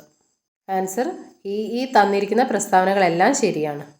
ധനനയം എന്താണെന്ന് നോക്കാം. പൊതുചെലവ്, നികുതി ചുമത്തൽ, കടം വാങ്ങൽ എന്നിവ സംബന്ധിച്ചുള്ള ഗവൺമെൻറ്റിൻ്റെ നയമാണ് ധനനയം. സമ്പദ് വ്യവസ്ഥയെ സുസ്ഥിരമാക്കാനുള്ള ധനനയങ്ങളെ 2ആയി തരംതിരിച്ചിരിക്കുന്നു. ഓട്ടോമാറ്റിക് സ്റ്റെബിലൈസറുകളും വിവേചന ധനനയവും. ഒന്നുകൂടെ പറയാം. ധനനയം നടപ്പിലാക്കുന്നത് ബജറ്റിൽ കൂടിയാണ്. പൊതുകടം, പൊതുചെലവ്, പൊതുവരുമാനം എന്നിവയെ സംബന്ധിക്കുന്ന സർക്കാർ നയമാണ് ധനനയം. ധനനയത്തിൻ്റെ ലക്ഷ്യങ്ങളിൽ ഒന്നാണ് അനാവശ്യ ചെലവുകൾ നിയന്ത്രിക്കുക. നമുക്ക് അടുത്ത ക്വസ്റ്റ്യൻ നോക്കാം. ഭരണഘടനയുടെ എത്രാമത്തെ ഭേദഗതി അനുസരിച്ചാണ് വോട്ടിംഗ് പ്രായം 21 നിന്ന് 18 ആക്കിയത്? ഭരണഘടനയുടെ എത്രാമത്തെ ഭേദഗതി അനുസരിച്ചാണ് വോട്ടിംഗ് പ്രായം 21 നിന്ന് 18 ആക്കിയത്? ആൻസർ 61ാം ഭേദഗതി അനുസരിച്ച്. 61ാം ഭേദഗതി നിയമം എന്താണെന്ന് നോക്കാം. 61ാം ഭേദഗതി നിയമം നിലവിൽ വന്നത് 1988 61ാം ഭരണഘടനാ ഭേദഗതി നിയമം 1988 നടപ്പിലാക്കുന്നതിനായി ഭേദഗതി വരുത്തിയ അനുച്ഛേദമാണ് അനുച്ഛേദം 326. 61ാം ഭരണഘടനാ ഭേദഗതി നിയമം 1988 നിലവിൽ വന്ന സമയത്തെ ഇന്ത്യൻ പ്രധാനമന്ത്രിയാണ് രാജീവ് ഗാന്ധി.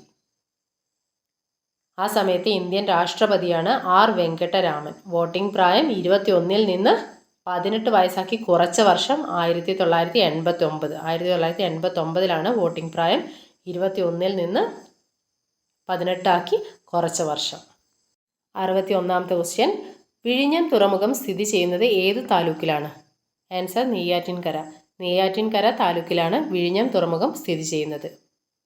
ഇന്ത്യയിലെ ആദ്യ കണ്ടെയ്നർ ട്രാൻസ്ഷിപ്മെൻറ്റ് തുറമുഖമാണ് വിഴിഞ്ഞം തുറമുഖം. ഇന്ത്യയിലെ ആദ്യ കണ്ടെയ്നർ ട്രാൻസ്ഷിപ്മെൻറ്റ് തുറമുഖമാണ് വിഴിഞ്ഞം തുറമുഖം. കേരളത്തിലെ ഏറ്റവും ആഴം കൂടിയ തുറമുഖമാണ് വിഴിഞ്ഞം തുറമുഖം. അതേപോലെ പൊതു സ്വകാര്യ പങ്കാളിത്തത്തോടു കൂടി ഇന്ത്യയിലെ ആദ്യ തുറമുഖമാണ് വിഴിഞ്ഞം തുറമുഖം. അത് ഔദ്യോഗികമായി ഉദ്ഘാടനം ചെയ്യപ്പെട്ട വർഷമാണ് 2023 ഒക്ടോബർ 15. 2023 ഒക്ടോബർ 15 വിഴിഞ്ഞം തുറമുഖം ഔദ്യോഗികമായി ഉദ്ഘാടനം ചെയ്യപ്പെട്ടത്. വിഴിഞ്ഞം തുറമുഖത്തിൻ്റെ നിലവിലെ മാനേജിംഗ് ഡയറക്ടറാണ് ഡോക്ടർ ദിവ്യ S. അയ്യർ. വിഴിഞ്ഞം തുറമുഖത്തെത്തിയ ആദ്യ ചരക്ക് കപ്പലാണ് ഷെൻഹുവ 15. വിഴിഞ്ഞം തുറമുഖത്തെത്തിയ ആദ്യ ചരക്ക് കപ്പലാണ് ഷെൻഹുവ 15. 62ാമത്തെ ക്വസ്റ്റ്യൻ നോക്കാം. മൺസൂൺ മഴയും ഇടവിട്ട് വേനൽക്കാലവും മാറി മാറി അനുഭവപ്പെടുന്ന പ്രദേശങ്ങളിൽ രൂപപ്പെടുന്ന മണ്ണിനം.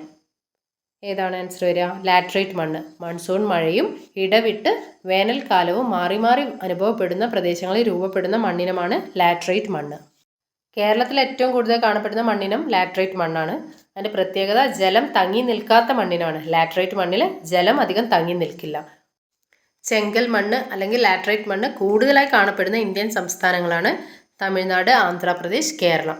തമിഴ്നാട്, ആന്ധ്രാപ്രദേശ്, കേരളം എന്നിവിടങ്ങളിലാണ് ലാറ്ററൈറ്റ് മണ്ണ് കൂടുതലായി കാണപ്പെടുന്നത്. അതേപോലെ കേരളത്തിൻ്റെ ആകെ വിസ്തൃതിയുടെ 68% ലാറ്ററൈറ്റ് മണ്ണാണ്. കേരളത്തിൻ്റെ ആകെ വിസ്തൃതിയുടെ 68% ലാറ്ററൈറ്റ് മണ്ണാണ്. തേയില, കാപ്പി, റബ്ബർ, കശുമാവ്, തെങ്ങ് എന്നിവയുടെ കൃഷിക്കാണ് അനുയോജ്യം. ലാറ്ററൈറ്റ് മണ്ണിന് അനുയോജ്യമായ കൃഷികളാണ് തേയില, കാപ്പി, റബ്ബർ, കശുമാവ്, തെങ്ങ് എന്നിവ. 63ാമത്തെ ക്വസ്റ്റ്യൻ. ഇന്ത്യയിൽ ഏറ്റവും കൂടുതൽ റബ്ബർ ഉൽപ്പാദിപ്പിക്കുന്ന സംസ്ഥാനം ഏത്? ഇന്ത്യയിൽ ഏറ്റവും കൂടുതൽ റബ്ബർ ഉൽപ്പാദിപ്പിക്കുന്ന സംസ്ഥാനമാണ് കേരളം. റബ്ബറിൻ്റെ ജന്മദേശം ബ്രസീലാണ്. ഇന്ത്യയിൽ ഏറ്റവും കൂടുതൽ ഉൽപ്പാദിപ്പിക്കുന്നത് കേരളത്തിലാണ്. റബ്ബറിൻ്റെ ജന്മദേശം ബ്രസീലാണ്. ഇന്ത്യയിൽ ആദ്യമായിട്ട് റബ്ബർ വിത്തുകൾ കൊണ്ടുവന്ന ബ്രിട്ടീഷുകാരനാണ് വില്യം ഹെൻറി. 1875 ഇന്ത്യയിലെ റബ്ബർ കൃഷിയുടെ പിതാവ് എന്നറിയപ്പെടുന്നത് ജോൺ ജോസഫ് മർഫിയാണ് കേട്ടോ. അയർലൻഡ് സ്വദേശിയാണ് ജോൺ ജോസഫ് മർഫി. ഇന്ത്യയിലെ റബ്ബർ കൃഷിയുടെ പിതാവ് എന്നറിയപ്പെടുന്ന വ്യക്തി ജോൺ ജോസഫ് മർഫി, അയർലൻഡുകാരനാണ്. 64ാമത്തെ ക്വസ്റ്റ്യൻ. ഇന്ത്യയിലെ ഏറ്റവും വലിയ സ്വകാര്യ മേഖല ഇരുമ്പുരുക്ക് വ്യവസായശാല ഏത്? ആൻസർ ടാറ്റ ഇരുമ്പുരുക്ക് കമ്പനി, ജംഷഡ്പൂർ. ഇന്ത്യയിലെ ഏറ്റവും വലിയ സ്വകാര്യ മേഖല ഇരുമ്പുരുക്ക് വ്യവസായശാലയാണ് ടാറ്റ ഇരുമ്പുരുക്ക് കമ്പനി. ഇന്ത്യയിലെ ആദ്യത്തെ ചെറുകിട ഇരുമ്പുരുക്ക് നിർമ്മാണശാലയാണ് പോർട്ടോനോവ, തമിഴ്നാടാണ്. ഇന്ത്യയിലെ ആദ്യത്തെ വൻകിട ഇരുമ്പുരുക്ക് വ്യവസായശാലയാണ് കുൾട്ടി. ഇന്ത്യയിലെ ആദ്യത്തെ ചെറുകിട ഇരുമ്പുരുക്ക് നിർമ്മാണശാലയാണ് പോർട്ടോനോവ. ഇന്ത്യയിലെ ആദ്യത്തെ വൻകിട ഇരുമ്പുരുക്ക് വ്യവസായശാലയാണ് കുൾട്ടി.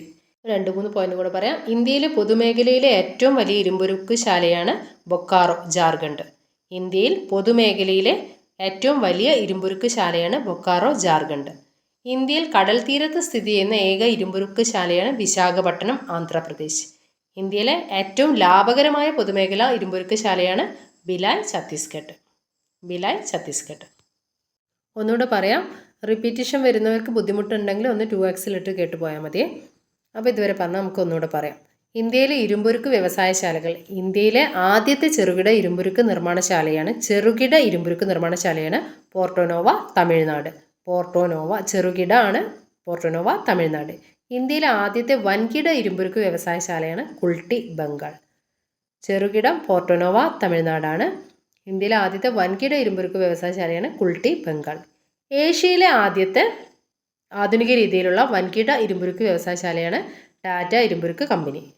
1907 ടിസ്കോ സ്ഥാപിച്ചത്. പിന്നെ വരുന്നത് ഇന്ത്യയിലെ പൊതുമേഖലയിലെ ഏറ്റവും വലിയ ഇരുമ്പുരുക്ക് ശാല. ഇന്ത്യയിലെ പൊതുമേഖലയിലെ ഏറ്റവും വലിയ ഇരുമ്പുരുക്ക് ശാലയാണ് ബൊക്കാറോ, ജാർഖണ്ഡ്.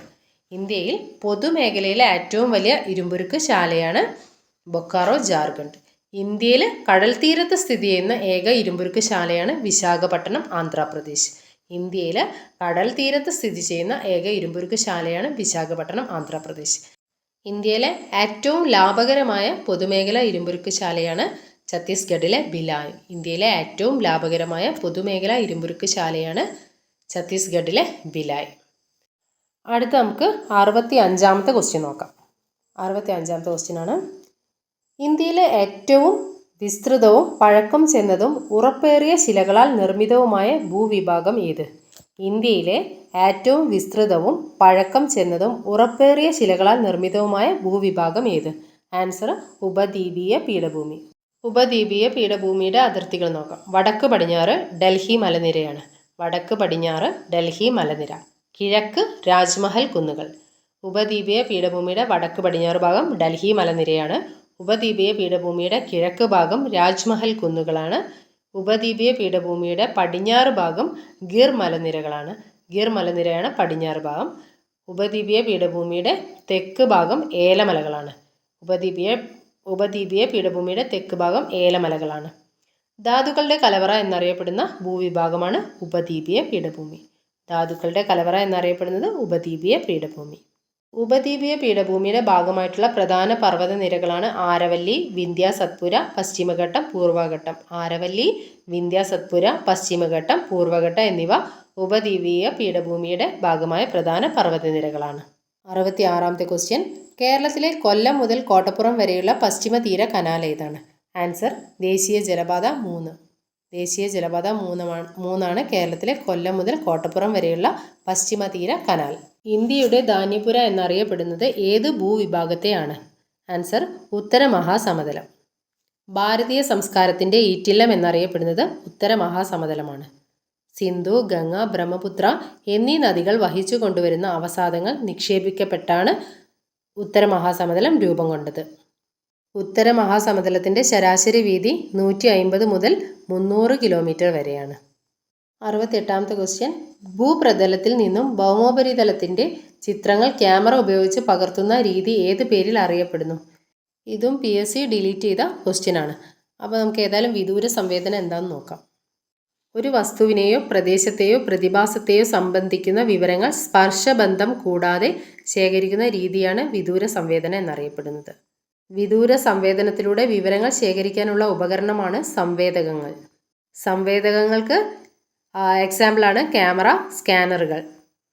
69ാമത്തെ ക്വസ്റ്റ്യൻ. ഇന്ത്യയുടെ ഏറ്റവും തെക്കേ അറ്റത്തുള്ള സ്ഥലം ഏത്? ഇതും PSC ഡിലീറ്റ് ചെയ്ത ക്വസ്റ്റ്യൻ ആണ്. നമുക്ക് ഏതായാലും നോക്കാം. ഇന്ത്യയുടെ തെക്കേ അറ്റം അല്ലെങ്കിൽ ഇന്ത്യൻ യൂണിയൻ്റെ തെക്കേ അറ്റം ഇന്ദിര പോയിന്റ് എന്നറിയപ്പെടുന്നു. ഉപദ്വീപീയ ഇന്ത്യയുടെ തെക്കേ അറ്റം കന്യാകുമാരിയാണ്. ഇന്ത്യയുടെ ഏറ്റവും കിഴക്കേ അറ്റം അറിയപ്പെടുന്നത് കിബീത്തു. ഇന്ത്യയുടെ പടിഞ്ഞാറേ അറ്റം ഗുഹർമോത്തി എന്നറിയപ്പെടുന്നു. ഇന്ത്യയുടെ വടക്കേ അറ്റം ഇന്ദിര കോൾ. ഇന്ത്യയുടെ തെക്കേ അറ്റം അല്ലെങ്കിൽ ഇന്ത്യൻ യൂണിയൻ്റെ തെക്കേ അറ്റമാണ് ഇന്ദിര പോയിന്റ്. ഉപദ്വീപീയ ഇന്ത്യയുടെ തെക്കേ അറ്റം കന്യാകുമാരി. ഇന്ത്യയുടെ കിഴക്കേ അറ്റം കിബീത്തു, അരുണാചൽ പ്രദേശ് ആണ്. ഇന്ത്യയുടെ ഏറ്റവും പടിഞ്ഞാറേ അറ്റം ഗുഹർമോട്ടി, ഗുജറാത്ത്. ഇന്ത്യയുടെ വടക്കേ അറ്റം ഇന്ദിര കോൾ, ലഡാക്ക്. 70ാമത്തെ ക്വസ്റ്റ്യൻ നോക്കാം. ഇന്ത്യയുടെ കാലാവസ്ഥയെ സ്വാധീനിക്കാത്ത ഘടകം കണ്ടെത്തുക. ഇതും PSCയുടെ ഡിലീറ്റഡ് ക്വസ്റ്റ്യൻ ആണ്. ഇന്ത്യയുടെ കാലാവസ്ഥയെ സ്വാധീനിക്കുന്ന ഘടകങ്ങൾ ഏതൊക്കെയാണെന്ന് നോക്കാം. അക്ഷാംശീയ സ്ഥാനം, ഹിമാലയ പർവ്വതനിര, ഭൂപ്രകൃതി, മൺസൂൺ കാറ്റുകൾ, സമുദ്ര സാമീപ്യം, സമുദ്രനിരപ്പിൽ നിന്നുള്ള ഉയരം, പശ്ചിമ അസ്വസ്ഥത എന്നിവയെല്ലാം ഇന്ത്യയുടെ കാലാവസ്ഥയെ സ്വാധീനിക്കുന്ന ഘടകങ്ങളാണ്. ഇന്ത്യയുടെ കാലാവസ്ഥയെ സ്വാധീനിക്കുന്ന ഘടകങ്ങളാണ് അക്ഷാംശീയ സ്ഥാനം, ഹിമാലയ പർവ്വതനിര, ഭൂപ്രകൃതി, മൺസൂൺ കാറ്റുകൾ, സമുദ്ര സാമീപ്യം, സമുദ്രനിരപ്പിൽ നിന്നുള്ള ഉയരം, പശ്ചിമ അസ്വസ്ഥത. ഋതുക്കളുടെ അവസാനമില്ലാത്ത നാട് എന്നറിയപ്പെടുന്ന രാജ്യമാണ് ഇന്ത്യ. അതേപോലെ ഇന്ത്യയിൽ അനുഭവപ്പെടുന്ന കാലാവസ്ഥയാണ് ഉഷ്ണമേഖല മൺസൂൺ കാലാവസ്ഥ. 71ാമത്തെ ക്വസ്റ്റ്യൻ. പടിഞ്ഞാറൻ തീരസമതലവുമായി ബന്ധപ്പെട്ട ശരിയായ പ്രസ്താവന ഏത്? ഓപ്ഷൻ 1 താരതമ്യേന വീതി കുറവ്, 2 ബംഗാൾ ഉൾക്കടലിനും പൂർവ്വഘട്ടത്തിനുമിടയിൽ സ്ഥിതി ചെയ്യുന്നു, 3 റാൺ ഓഫ് കച്ച് മുതൽ കന്യാകുമാരി വരെ നീളുന്നു, 4 വീതി താരതമ്യേന കൂടുതൽ. പടിഞ്ഞാറൻ തീരസമതലവുമായി ശരിയായ പ്രസ്താവനയാണ് ചോദിച്ചത്. 1ഉം 3ഉം ശരിയാണ്. 1 താരതമ്യേന വീതി കുറവാണ്. പടിഞ്ഞാറൻ തീരസമതലത്തിന് താരതമ്യേന വീതി കുറവാണ്. റാൺ ഓഫ് കച്ച് മുതൽ കന്യാകുമാരി വരെയാണ് പടിഞ്ഞാറൻ തീരസമതലം നീണ്ടുകിടക്കുന്നത്. പടിഞ്ഞാറൻ തീരസമതലത്തെ പറ്റി ഒന്ന് നോക്കാം. അറബിക്കടലിനും പശ്ചിമഘട്ടത്തിനുമിടയിലായി സ്ഥിതി ചെയ്യുന്നു. അറബിക്കടലിനും പശ്ചിമഘട്ടത്തിനുമിടയിലാണ് പടിഞ്ഞാറൻ തീരസമതലം. ഗുജറാത്ത് തീരസമതലം, കൊങ്കൺ തീരസമതലം, മലബാർ തീരസമതലം എന്നിങ്ങനെ തരംതിരിച്ചിരിക്കുന്നു. പടിഞ്ഞാറൻ തീരസമതലത്തെ ഗുജറാത്ത് തീരസമതലം, കൊങ്കൺ തീരസമതലം, മലബാർ തീരസമതലം എന്നിങ്ങനെ തരംതിരിച്ചിരിക്കുന്നു. കായലുകളും അഴിമുഖങ്ങളും കാണപ്പെടുന്നു. 72ാമത്തെ ക്വസ്റ്റ്യൻ നോക്കാം. ഇന്ത്യയിലെ ഏറ്റവും ഉയരം കൂടിയ കൊടുമുടി ഏത്? ഇതും ഡിലീറ്റഡ് ക്വസ്റ്റ്യൻ ആണ്. നമുക്ക് ഏതായാലും ഇതിൻ്റെ പോയിന്റ്സ് നോക്കാം. ഇന്ത്യൻ ഉപഭൂഖണ്ഡത്തിലെ ഏറ്റവും ഉയരം കൂടിയ കൊടുമുടിയാണ് മൗണ്ട് കെ2 അല്ലെങ്കിൽ ഗോഡ്വിൻ ആസ്റ്റിൻ. പൂർണ്ണമായും ഇന്ത്യയിൽ സ്ഥിതി ചെയ്യുന്ന ഏറ്റവും ഉയരം കൂടിയ കൊടുമുടി കാഞ്ചൻജംഗ. ഇന്ത്യയിലെ ഏറ്റവും ഉയരം കൂടിയ രണ്ടാമത്തെ കൊടുമുടിയാണ് നന്ദാദേവി. ഉപദ്വീപീയ ഇന്ത്യയിലെ ഏറ്റവും ഉയരം കൂടിയ കൊടുമുടി ചോദിച്ചാൽ ആനമുടി. ഇന്ത്യൻ ഉപഭൂഖണ്ഡത്തിലെ അല്ലെങ്കിൽ ഇന്ത്യയിലെ ഏറ്റവും ഉയരം കൂടിയ കൊടുമുടി ചോദിച്ചാൽ മൗണ്ട് കെ2 ആണ് അല്ലെങ്കിൽ ഗോഡ്വിൻ ആസ്റ്റിൻ. പൂർണ്ണമായും ഇന്ത്യയിൽ സ്ഥിതി ചെയ്യുന്ന ഏറ്റവും ഉയരം കൂടിയ കൊടുമുടി കാഞ്ചൻജംഗ. ഇന്ത്യയിൽ ഏറ്റവും ഉയരം കൂടിയ രണ്ടാമത്തെ കൊടുമുടി നന്ദാദേവി.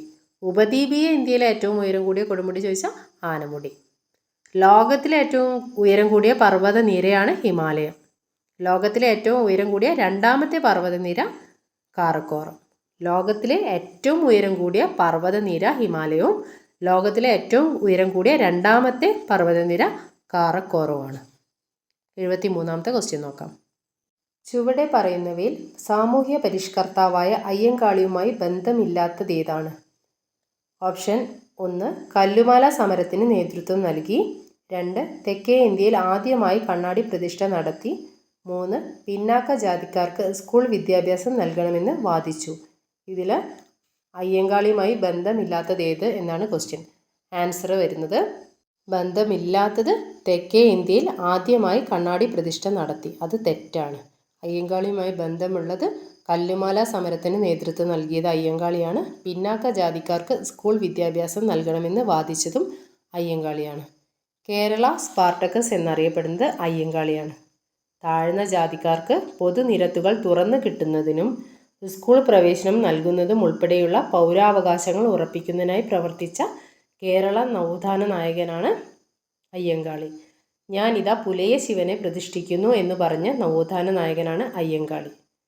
അധികൃതർക്ക് സ്കൂൾ പ്രവേശനം അനുവദിച്ചു കൊണ്ടുള്ള സർക്കാർ ഉത്തരവ് നടപ്പാക്കാൻ സവർണ തയ്യാറാകാത്തതിനെതിരെ കർഷക തൊഴിലാളി പണിമുടക്ക് നടത്തിയ സാമൂഹിക പരിഷ്കർത്താവ് കൂടിയാണ് അയ്യങ്കാളി. 74ാമത്തെ ക്വസ്റ്റ്യൻ. തിരുകൊച്ചി സംസ്ഥാനം രൂപീകൃതമായത് എന്നാണ്? 1949 ജൂലൈ 1 തിരുകൊച്ചി സംസ്ഥാനം രൂപീകൃതമായത്. 1949 ജൂലൈ 1 തിരുകൊച്ചി സംസ്ഥാനം രൂപീകൃതമായത്. 75ാമത്തെ ക്വസ്റ്റ്യൻ. 1917 ഗാന്ധിജി പങ്കെടുത്ത നീലം കർഷകരുടെ സമരം നടന്ന സ്ഥലം? ചമ്പാരൻ. 1917 ഗാന്ധിജി പങ്കെടുത്ത നീലം കർഷകരുടെ സമരം നടന്ന സ്ഥലമാണ് ചമ്പാരൻ. ചമ്പാരൻ സത്യാഗ്രഹത്തെ പറ്റി 2-3 പോയിന്റ്സ് നോക്കാം. ടിങ്കഡിയ അല്ലെങ്കിൽ തീൻ കടിയ സമ്പ്രദായത്തിനെതിരെ നടത്തിയ പ്രതിഷേധമാണ് ചമ്പാരൻ സത്യാഗ്രഹം. ഗാന്ധിജി ഇന്ത്യയിൽ നടത്തിയ ആദ്യ സത്യാഗ്രഹമായ ചമ്പാരൻ സത്യാഗ്രഹം നടന്ന തീയതിയാണ് 1917 ഏപ്രിൽ 15. ടിങ്കദിയ തീൻ കടിയ സമ്പ്രദായത്തിനെതിരെ നടത്തിയ പ്രതിഷേധമാണ് ചമ്പാരൻ സത്യാഗ്രഹം. ഗാന്ധിജി ഇന്ത്യയിൽ നടത്തിയ ആദ്യ സത്യാഗ്രഹമായ ചമ്പാരൻ സത്യാഗ്രഹം നടന്നത് 1917 ഏപ്രിൽ 15. ചമ്പാരൻ സത്യാഗ്രഹം നടത്താൻ ഗാന്ധിജിയെ പ്രേരിപ്പിച്ച വ്യക്തിയാണ് രാജ്കുമാർ ശുക്ല. ഗാന്ധിജിയെ ചമ്പാരനിലേക്ക് ക്ഷണിച്ചതും രാജ്കുമാർ ശുക്ലയാണ്. ചമ്പാരൻ സത്യാഗ്രഹത്തിൽ ഗാന്ധിജിയെ അനുഗമിച്ച പ്രമുഖ നേതാക്കളാണ് JB കൃപലാനി, നർഹരി പരേഖ്, ബ്രജ് കിഷോർ. 76ാമത്തെ ക്വസ്റ്റ്യൻ. ബനാറസ് സംസ്കൃത കോളേജിൻ്റെ സ്ഥാപകൻ? Jonathan Duncan. ബനാറസ് സംസ്കൃത കോളേജിൻ്റെ സ്ഥാപകനാണ് ജോനാഥൻ ഡങ്കൻ. ബനാറസ് സംസ്കൃത കോളേജ് ഹിന്ദു നിയമങ്ങളും തത്വങ്ങളും പഠിപ്പിക്കാനും പ്രചരിപ്പിക്കാനുമായാണ് ബോംബെ ഗവർണർ ആയിരുന്ന ജോനാഥൻ ഡങ്കൻ 1971 ഉത്തർപ്രദേശിലെ വാരണാസിയിൽ ബനാറസ് സംസ്കൃത കോളേജ് സ്ഥാപിച്ചത്. ബനാറസ് സംസ്കൃത കോളേജിലെ ആദ്യ അധ്യാപകനാണ് പണ്ഡിറ്റ് കാശിനാഥ്. 77ാമത്തെ ക്വസ്റ്റ്യൻ നോക്കാം. താഴെ പറയുന്നവയിൽ ഗാന്ധി ഇർവിൻ ഉടമ്പടിയുമായി ബന്ധമില്ലാത്തതേത്? ഓപ്ഷൻ 1 നിയമലംഘന പ്രസ്ഥാനം പിൻവലിക്കും. ഓപ്ഷൻ 2 പ്രവിശ്യകളിലെ ദ്വിഭരണം അവസാനിപ്പിക്കും. ഓപ്ഷൻ 3 രാഷ്ട്രീയ തടവുകാരെ മോചിപ്പിക്കും. ഇതിൽ ഗാന്ധി ഇർവിൻ ഉടമ്പടിയുമായി ബന്ധമില്ലാത്തത് ഓപ്ഷൻ ബി ആണ്. പ്രവിശ്യകളിലെ ദ്വിഭരണം അവസാനിപ്പിക്കും. അത് ഗാന്ധി ഇർവിൻ ഉടമ്പടിയുമായിട്ട് ബന്ധമില്ല. ഗാന്ധി ഇർവിൻ ഉടമ്പടി ഒപ്പുവെച്ചത് 1931 മാർച്ച് 5. 1931 മാർച്ച് 5 ഗാന്ധി ഇർവിൻ ഉടമ്പടി ഒപ്പുവെച്ചത്. 78ാമത്തെ ക്വസ്റ്റ്യൻ. സാമൂഹ്യ പരിഷ്കരണ പ്രസ്ഥാനമായ ആത്മവിദ്യാസംഘം സ്ഥാപിച്ചതാര്? ആത്മവിദ്യാസംഘം സ്ഥാപിച്ചത് വാഗ്ബടാനന്ദൻ. വാഗ്ബടാനന്ദനാണ് ആത്മവിദ്യാ സംഘം സ്ഥാപിച്ചത്. കാവ്യ ഉപേക്ഷിച്ച് ഗദർ അണിഞ്ഞ ഒരേയൊരു നവോത്ഥാന നായകനാണ് വാഗ്ബടാനന്ദൻ. കാവ്യ ഉപേക്ഷിച്ച് ഗദർ അണിഞ്ഞ ഒരേയൊരു നവോത്ഥാന നായകനാണ് വാഗ്ബടാനന്ദൻ. മലബാറിലെ ശ്രീനാരായണ ഗുരു എന്നറിയപ്പെടുന്നത് വാഗ്ബടാനന്ദനാണ്. വാഗ്ബടാനന്ദൻ ആത്മവിദ്യാസംഘം രൂപീകരിച്ചത് 1917. ആത്മവിദ്യാസംഘത്തിൻ്റെ ആസ്ഥാനം കരക്കാട്, വടകരയുള്ള കരക്കാടാണ് ആത്മവിദ്യാസംഘത്തിൻ്റെ ആസ്ഥാനം. 1906 വാഗ്ബടാനന്ദൻ കോഴിക്കോട് സ്ഥാപിച്ച സംസ്കൃത വിദ്യാലയമാണ് തത്വപ്രകാശിക. 1906 വാഗ്ബടാനന്ദൻ കോഴിക്കോട് സ്ഥാപിച്ച സംസ്കൃത വിദ്യാലയം തത്വപ്രകാശിക. സാമൂഹിക പ്രവർത്തനങ്ങളിൽ വാഗ്ഭടാനന്ദനെ സ്വാധീനിച്ച ദേശീയ നേതാവാണ് രാജാറാം മോഹൻ റോയ്. രാജാറാം മോഹൻ റോയിയെ നവഭാരത പിതാവായി വിശേഷിപ്പിച്ച വാഗ്ഭടാനന്ദൻ്റെ ദാർശനിക പ്രബന്ധമാണ് ആത്മവിദ്യ. ആത്മവിദ്യ എന്ന പ്രബന്ധത്തിലാണ് രാജാറാം മോഹൻ റോയിയെ നവഭാരതത്തിൻ്റെ പിതാവായി വിശേഷിപ്പിച്ചത്. അടുത്ത ക്വസ്റ്റ്യൻ 79ാമത്തെ ക്വസ്റ്റ്യൻ നോക്കാം. 2024 എഴുത്തച്ഛൻ പുരസ്കാരം നേടിയത് ആരാണ്? 2024 എഴുത്തച്ഛൻ പുരസ്കാരം NS മാധവനാണ് നേടിയത്. 2024 എഴുത്തച്ഛൻ പുരസ്കാരം NS മാധവൻ. 2024 എഴുത്തച്ഛൻ പുരസ്കാരം NS മാധവൻ. 2024 വയലാർ അവാർഡ് അശോകൻ ചെരുവിൽ.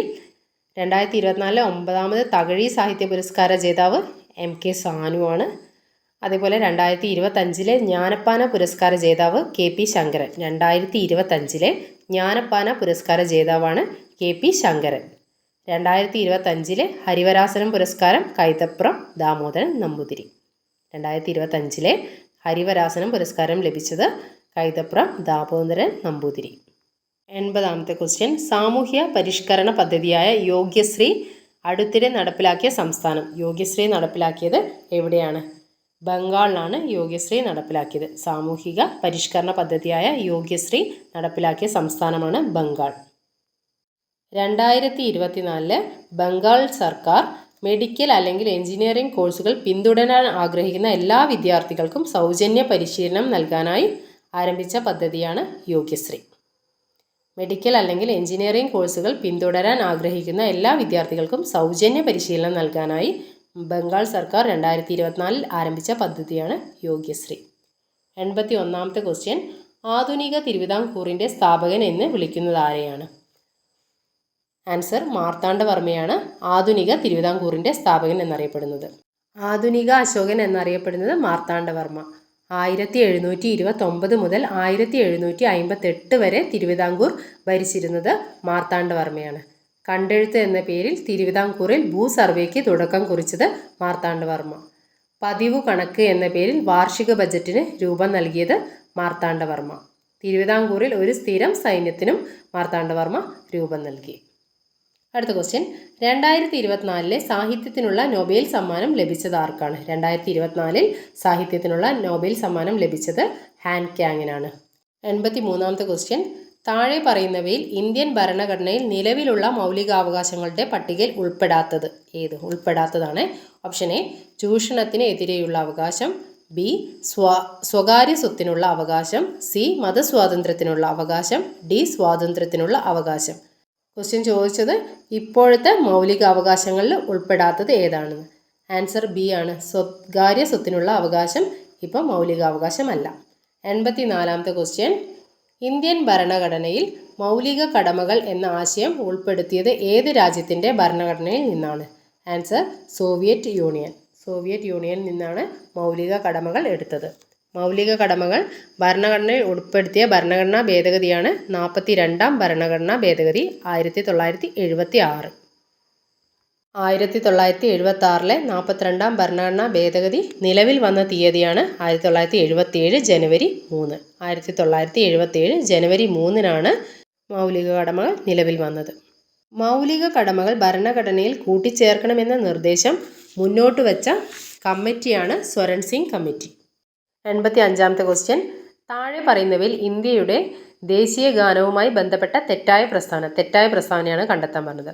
ഓപ്ഷൻ 1 ദേശീയ ഗാനമായ ജനഗണമനയുടെ ദൈർഘ്യം 51 സെക്കൻഡാണ്. ഇന്ത്യൻ നാഷണൽ കോൺഗ്രസിൻ്റെ 1911 കൊൽക്കത്ത സമ്മേളനത്തിൽ ജനഗണമന ആദ്യമായി ആലപിച്ചത് മാലിനി ചൗധരിയാണ്. ഓപ്ഷൻ സി നൊബേൽ സമ്മാന ജേതാവായ ബംഗാളി കവി ബങ്കിം ചന്ദ്ര ചാറ്റർജിയുടെ കവിതയിലെ വരികളാണ് ദേശീയ ഗാനത്തിൽ ഉൾപ്പെടുത്തിയിരിക്കുന്നത്.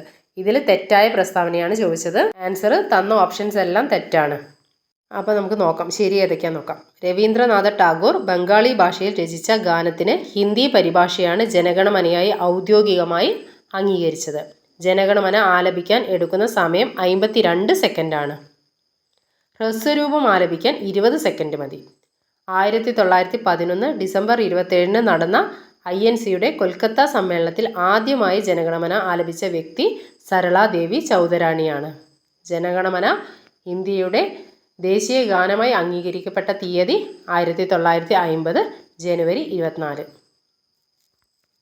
86ാമത്തെ ക്വസ്റ്റ്യൻ നോക്കാം. ഇന്ത്യയിലെ മുഖ്യ വിവരാവകാശ കമ്മീഷണറെ നിയമിക്കുന്നത് ആരാണ്? രാഷ്ട്രപതിയാണ് ഇന്ത്യയിലെ മുഖ്യ വിവരാവകാശ കമ്മീഷണറെ നിയമിക്കുന്നത്. കേന്ദ്ര വിവരാവകാശ കമ്മീഷനിലെ അംഗങ്ങളെക്കുറിച്ച് പ്രതിപാദിക്കുന്ന വിവരാവകാശ നിയമത്തിലെ വകുപ്പാണ് സെക്ഷൻ 12(2). 87ാമത്തെ ക്വസ്റ്റ്യൻ നോക്കാം. താഴെ പറയുന്നവയിൽ ദേശീയ മനുഷ്യാവകാശ കമ്മീഷനുമായി ബന്ധപ്പെട്ട ശരിയായ പ്രസ്താവനയാണ് ചോദിച്ചത്. Option 1, 1993 protection of human rights act അനുസരിച്ചാണ് ദേശീയ മനുഷ്യാവകാശ കമ്മീഷൻ നിലവിൽ വന്നത്. ഓപ്ഷൻ ബി, ദേശീയ മനുഷ്യാവകാശ കമ്മീഷൻ അധ്യക്ഷൻ്റെ കാലാവധി 3 വർഷമോ അല്ലെങ്കിൽ 65 വയസ്സ് തികയുന്നത് വരെയോ ഏതാണോ നേരത്തെ ഉള്ളത് അതായിരിക്കും. ഓപ്ഷൻ സി, ദേശീയ മനുഷ്യാവകാശ കമ്മീഷൻ്റെ ആസ്ഥാനം ന്യൂഡൽഹിയിലാണ്. ഇതിൽ ശരിയായ പ്രസ്താവനയാണ് ചോദിച്ചത്. ആൻസർ 1ഉം 3ഉം മാത്രമാണ് ശരി. 1993 protection of human rights act അനുസരിച്ചാണ് ദേശീയ മനുഷ്യാവകാശ കമ്മീഷൻ നിലവിൽ വന്നത്. ഇത് ശരിയാണ്. ദേശീയ മനുഷ്യാവകാശ കമ്മീഷൻ്റെ ആസ്ഥാനം ന്യൂഡൽഹിയാണ്. പ്രസ്താവനയിൽ കൊടുത്ത കാലാവധി തെറ്റാണ്. അപ്പോൾ ശരിയായ കാലാവധി ഏതാണെന്ന് നോക്കാം. ദേശീയ മനുഷ്യാവകാശ കമ്മീഷനിലെ അംഗങ്ങളുടെ കാലാവധി 3 വർഷവും 70 വയസ്സ്. 3 വർഷം അല്ലെങ്കിൽ 70 വയസ്സ്. ദേശീയ മനുഷ്യാവകാശ കമ്മീഷൻ നിലവിൽ വന്ന തീയതി ഒക്ടോബർ 12, 1993. 1993 ഒക്ടോബർ 12 ദേശീയ മനുഷ്യാവകാശ കമ്മീഷൻ നിലവിൽ വന്ന തീയതി. ദേശീയ മനുഷ്യാവകാശ കമ്മീഷൻ്റെ ആസ്ഥാനം മാനവ് അധികാർ ഭവൻ, ന്യൂഡൽഹി. 88ാമത്തെ ക്വസ്റ്റ്യൻ ചേരുംപടി ചേർക്കാണ്. അത് ഞാൻ ആൻസർ പറയാം. തൊട്ടുകൂടായ്മ നിർത്തലാക്കൽ വകുപ്പ് 17. തൊട്ടുകൂടായ്മ നിർത്തലാക്കൽ വകുപ്പ് 17. ജീവൻ്റെയും വ്യക്തി സ്വാതന്ത്ര്യത്തിൻ്റെയും സംരക്ഷണം വകുപ്പ് 21. ജീവൻ്റെയും വ്യക്തി സ്വാതന്ത്ര്യത്തിൻ്റെയും സംരക്ഷണം വകുപ്പ് 21. വിദ്യാഭ്യാസത്തിനുള്ള അവകാശം വകുപ്പ് 21A. വിദ്യാഭ്യാസത്തിനുള്ള അവകാശം വകുപ്പ് 21A ആണ്. വിദ്യാഭ്യാസത്തിനുള്ള അവകാശം വകുപ്പ് 21A. ഇന്ത്യൻ ഭരണഘടനയുടെ ഹൃദയവും ആത്മാവും എന്ന് പറയുന്ന വകുപ്പ് 32. ഇന്ത്യൻ ഭരണഘടനയുടെ ഹൃദയവും ആത്മാവും എന്ന് പറയുന്ന വകുപ്പ് 32. വകുപ്പ് 32. 88ൻ്റെ ആൻസർ വരുന്നത് എ ആണ് കേട്ടോ. ഓപ്ഷൻ എ ആണ് 88ൻ്റെ ആൻസർ വരുന്നത്. തൊട്ടുകൂടായ്മ നിർത്തലാക്കൽ വകുപ്പ് 17. ജീവൻ്റെയും വ്യക്തി സ്വാതന്ത്ര്യത്തിൻ്റെയും സംരക്ഷണം വകുപ്പ് 21. വിദ്യാഭ്യാസത്തിനുള്ള അവകാശം വകുപ്പ് 21A. ഇന്ത്യൻ ഭരണഘടനയുടെ ഹൃദയവും ആത്മാവും വകുപ്പ് 32. അടുത്തത് 89ാമത്തെ ക്വസ്റ്റ്യൻ നോക്കാം. ഇന്ത്യയിൽ ഭാഷാടിസ്ഥാനത്തിൽ സംസ്ഥാനങ്ങൾ രൂപീകരിക്കുന്നതിനായി നിയോഗിക്കപ്പെട്ട സംസ്ഥാന പുനഃസംഘടനാ കമ്മീഷൻ്റെ അധ്യക്ഷൻ ആരായിരുന്നു? ആൻസർ ഫസൽ അലി. ഇന്ത്യയിൽ ഭാഷാടിസ്ഥാനത്തിൽ സംസ്ഥാനങ്ങൾ രൂപീകരിക്കുന്നതിനായി നിയോഗിക്കപ്പെട്ട സംസ്ഥാന പുനഃസംഘടനാ കമ്മീഷൻ്റെ അധ്യക്ഷൻ ഫസൽ അലി. സംസ്ഥാന പുനഃസംഘടനാ കമ്മീഷനിലെ അംഗങ്ങൾ ചെയർമാൻ ഫസൽ അലിയാണ്. സർദാർ KM പണിക്കറുണ്ട്, HN കുൻസ്രു ഉണ്ട്. സംസ്ഥാന പുനഃസംഘടനാ കമ്മീഷനിലെ അംഗങ്ങളാണ് ഫസൽ അലി, സർദാർ KM പണിക്കർ, HN കുൻസ്രു. സംസ്ഥാന പുനഃസംഘടനാ കമ്മീഷനിലെ ചെയർമാൻ ഫസൽ അലിയാണ്. സംസ്ഥാന പുനഃസംഘടനാ കമ്മീഷൻ നിലവിൽ വന്ന വർഷം 1953. ഇനി 90ാമത്തെ ക്വസ്റ്റ്യൻ. പൊതു സ്വഭാവമുള്ള കൃത്യനിർവഹണത്തിൽ ഏർപ്പെട്ടിട്ടുള്ളവർ നിയമപരമായി നിർവഹിക്കേണ്ട ഒരു കടമ നിറവേറ്റുന്നതിൽ വീഴ്ച വരുത്തിയാൽ തങ്ങളുടെ കർത്തവ്യം നിയമാനുസരണം നിർവഹിക്കണമെന്ന് ആജ്ഞാപിച്ചുകൊണ്ട് സുപ്രീം കോടതി പുറപ്പെടുവിക്കുന്ന റിട്ടാണ് മാൻഡമസ്. നാം കൽപ്പിക്കുന്നു എന്നാണ് മാൻഡമസ് എന്ന ലാറ്റിൻ വാക്കിൻ്റെ അർത്ഥം. നാം കൽപ്പിക്കുന്നു എന്നാണ് മാൻഡമസ് എന്ന ലാറ്റിൻ വാക്കിൻ്റെ അർത്ഥം. ഒരു വ്യക്തി തൻ്റെ നിയമപരമായ കർത്തവ്യം നിറവേറ്റാതിരിക്കുകയും അതുവഴി മറ്റേതെങ്കിലും വ്യക്തിയുടെ അവകാശങ്ങൾ ഹനിക്കുകയും ചെയ്യുമ്പോൾ കോടതി പുറപ്പെടുവിക്കുന്ന റിട്ടാണ് മാൻഡമസ്. 91ാമത്തെ ക്വസ്റ്റ്യൻ. ഇന്ത്യയുടെ ദേശീയ ഗീതം രചിച്ചതാരാണ്? ബങ്കിം ചന്ദ്ര ചാറ്റർജി. 92ാമത്തെ ക്വസ്റ്റ്യൻ. ഇന്ത്യൻ ഭരണഘടനയുടെ 8ാം പട്ടിക അനുസരിച്ച് നിലവിലുള്ള ഔദ്യോഗിക ഭാഷകളുടെ എണ്ണം എത്രയാണ്?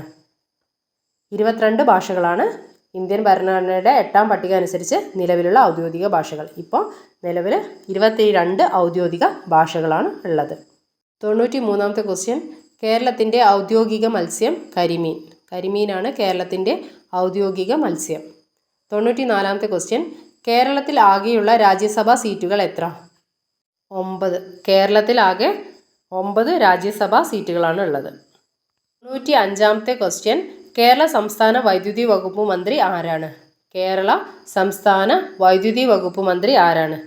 കെ കൃഷ്ണൻകുട്ടി. കേരള സംസ്ഥാന വൈദ്യുതി വകുപ്പ് മന്ത്രി കെ കൃഷ്ണൻകുട്ടി. 96ാമത്തെ ക്വസ്റ്റ്യൻ. കേരളത്തിൽ കിഴക്കോട്ട് ഒഴുകുന്ന നദികളുടെ എണ്ണം എത്ര? 3 നദികൾ. കേരളത്തിൽ കിഴക്കോട്ട് ഒഴുകുന്ന നദികൾ കബനി, ഭവാനി, പാമ്പാർ. കബനി, ഭവാനി, പാമ്പാർ എന്നിവയാണ് കേരളത്തിൽ കിഴക്കോട്ട് ഒഴുകുന്ന 3 നദികൾ. കേരളത്തിൽ ആകെ 44 നദികളാണ്. അതിൽ 3 എണ്ണമാണ് കിഴക്കോട്ട് ഒഴുകുന്നത്. 97ാമത്തെ ക്വസ്റ്റ്യനും PSC ഡിലീറ്റ് ചെയ്തതാണ്. നോക്കാം. കേരളത്തിലെ ജലസേചന പദ്ധതികൾ. കേരളത്തിലെ ഏറ്റവും കൂടുതൽ ജലസേചന പദ്ധതിയുള്ള ജില്ലയാണ് പാലക്കാട്. കേരളത്തിലെ ഏറ്റവും പഴക്കം ചെന്ന ജലസേചന പദ്ധതി പീച്ചിയാണ്. കേരളത്തിലെ ഏറ്റവും വലിയ ജലസേചന പദ്ധതി കല്ലട, കൊല്ലം. കേരളത്തിലെ 2ാമത്തെ വലിയ ജലസേചന പദ്ധതിയാണ് തെന്മല, കൊല്ലം. ഇനി അടുത്തത് 98ാമത്തെ ക്വസ്റ്റ്യൻ. സൈലന്റ് വാലി സ്ഥിതി ചെയ്യുന്ന ജില്ല ഏത്? സൈലന്റ് വാലി സ്ഥിതി ചെയ്യുന്നത് പാലക്കാട് ജില്ലയിലാണ്. 99ാമത്തെ ക്വസ്റ്റ്യൻ. കേരള സംസ്ഥാന കായിക വകുപ്പ് മന്ത്രി ആരാണ്? വി അബ്ദുറഹ്മാനാണ് കേരള സംസ്ഥാന കായിക വകുപ്പ് മന്ത്രി. അബ്ദുറഹ്മാൻ ചുമതല വഹിക്കുന്ന വകുപ്പുകളാണ് കായികം, വഖഫ്, ഹജ്ജ് തീർത്ഥാടനം, തപാൽ ആൻഡ് ടെലഗ്രാഫ്, റെയിൽവേ, ന്യൂനപക്ഷ ക്ഷേമം. 100ാമത്തെ ക്വസ്റ്റ്യൻ. ചട്ടമ്പി സ്വാമികൾ ജനിച്ച കേരളത്തിലെ ജില്ല ഏതാണ്? ചട്ടമ്പി സ്വാമികൾ ജനിച്ചത് തിരുവനന്തപുരം ജില്ലയിലാണ്. കാഷായവും കമണ്ഡലവും ഇല്ലാത്ത സന്യാസി എന്നറിയപ്പെടുന്നത് ചട്ടമ്പി സ്വാമികളാണ്. ചട്ടമ്പി സ്വാമികൾ സന്യാസിയായപ്പോൾ സ്വീകരിച്ച പേരാണ് ഷൺമുഖദാസൻ. ചട്ടമ്പി സ്വാമി കേരളത്തിലെ തിരുവനന്തപുരം ജില്ലയിലാണ് ജനിച്ചത്. ഇതോടുകൂടി നമ്മൾ ഈ ക്വസ്റ്റ്യൻ പേപ്പറിലെ 80 GK ക്വസ്റ്റ്യൻസ് നോക്കിക്കഴിഞ്ഞു. മാത്സ് ആൻഡ് മെൻ്റൽ എബിലിറ്റി വേറൊരു വീഡിയോയിൽ ചെയ്യാം. അപ്പോൾ ക്ലാസ് ഇഷ്ടമാകുന്നുണ്ടെങ്കിൽ ലൈക്ക് ചെയ്യാനും ഷെയർ ചെയ്യാനൊന്നും മറക്കരുത്. ചാനൽ സബ്സ്ക്രൈബ് ചെയ്യാത്തവരാണെങ്കിൽ സബ്സ്ക്രൈബ് ചെയ്ത് സപ്പോർട്ട് ചെയ്യണേ. Thank you for watching.